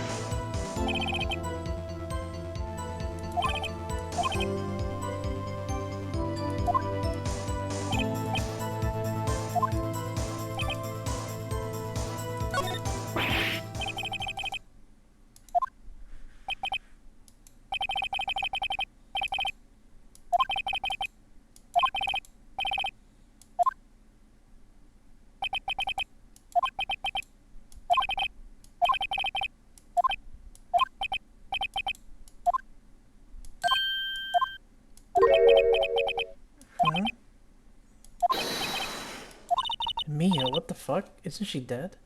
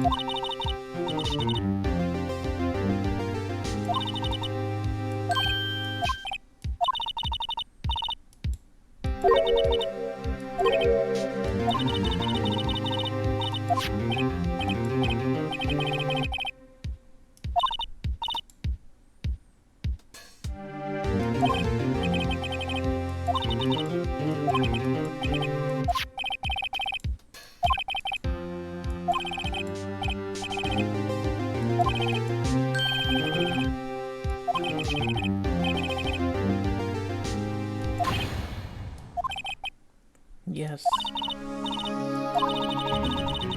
Through the day before I was killed.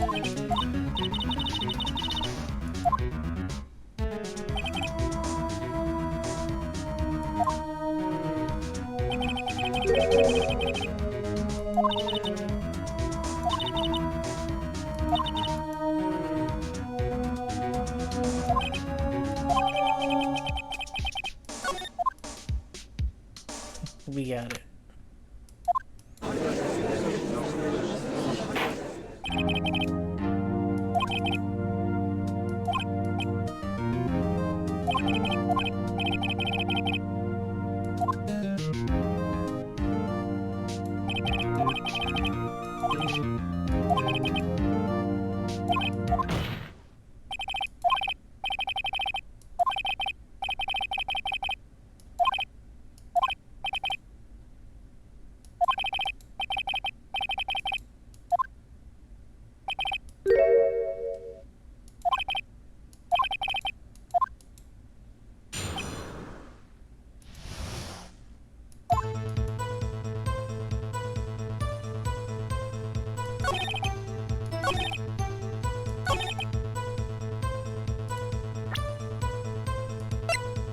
Objection!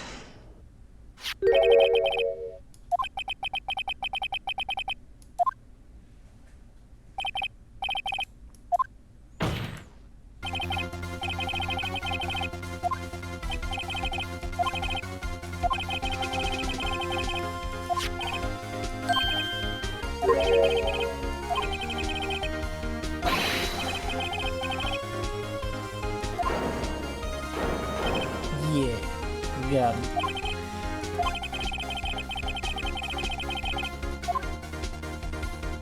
The light stand wasn't there.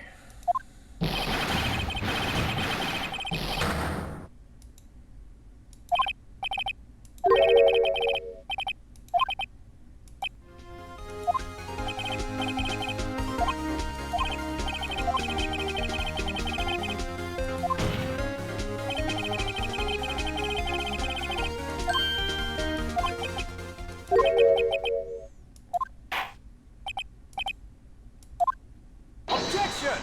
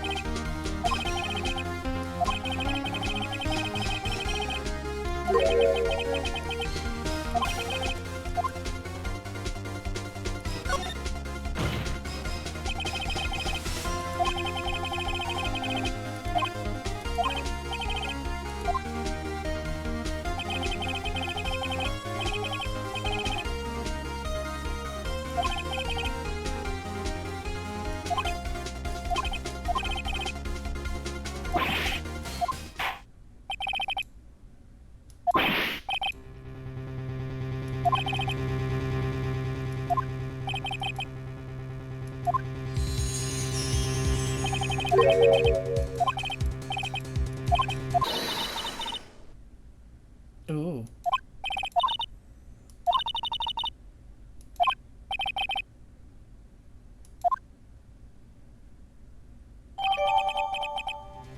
A list of people's names. Oh, Mia wrote this.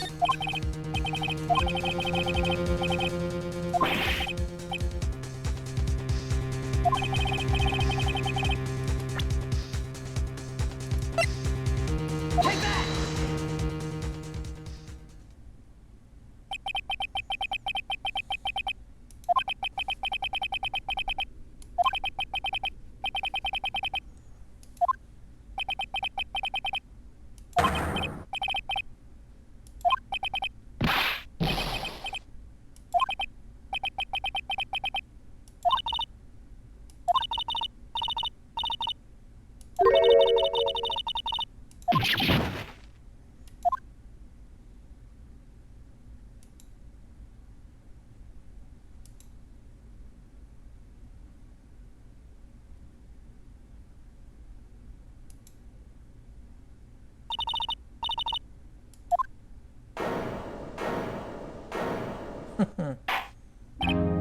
Nice.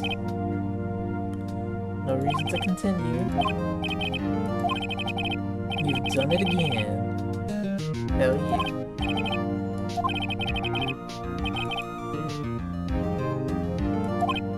Definitely spirited.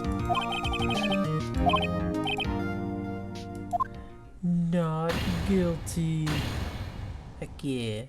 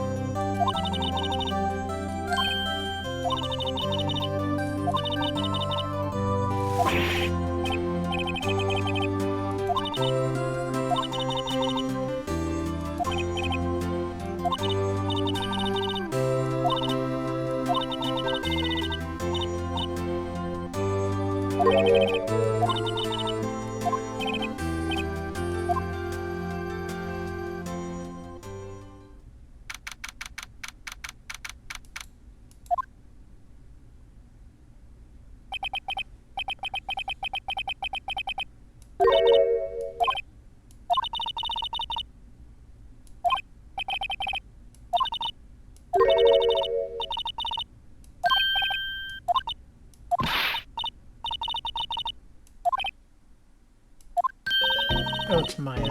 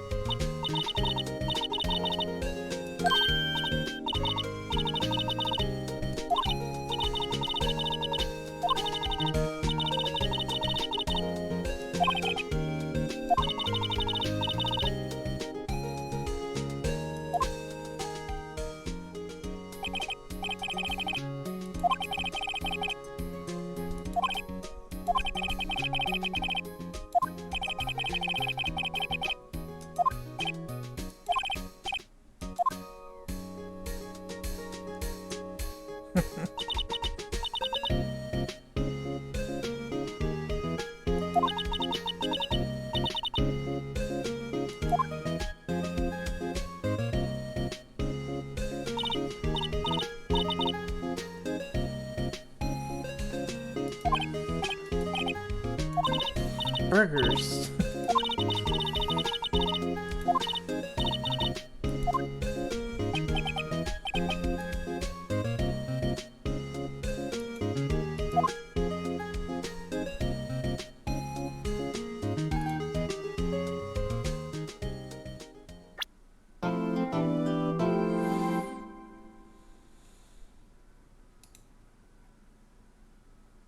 A brand new episode.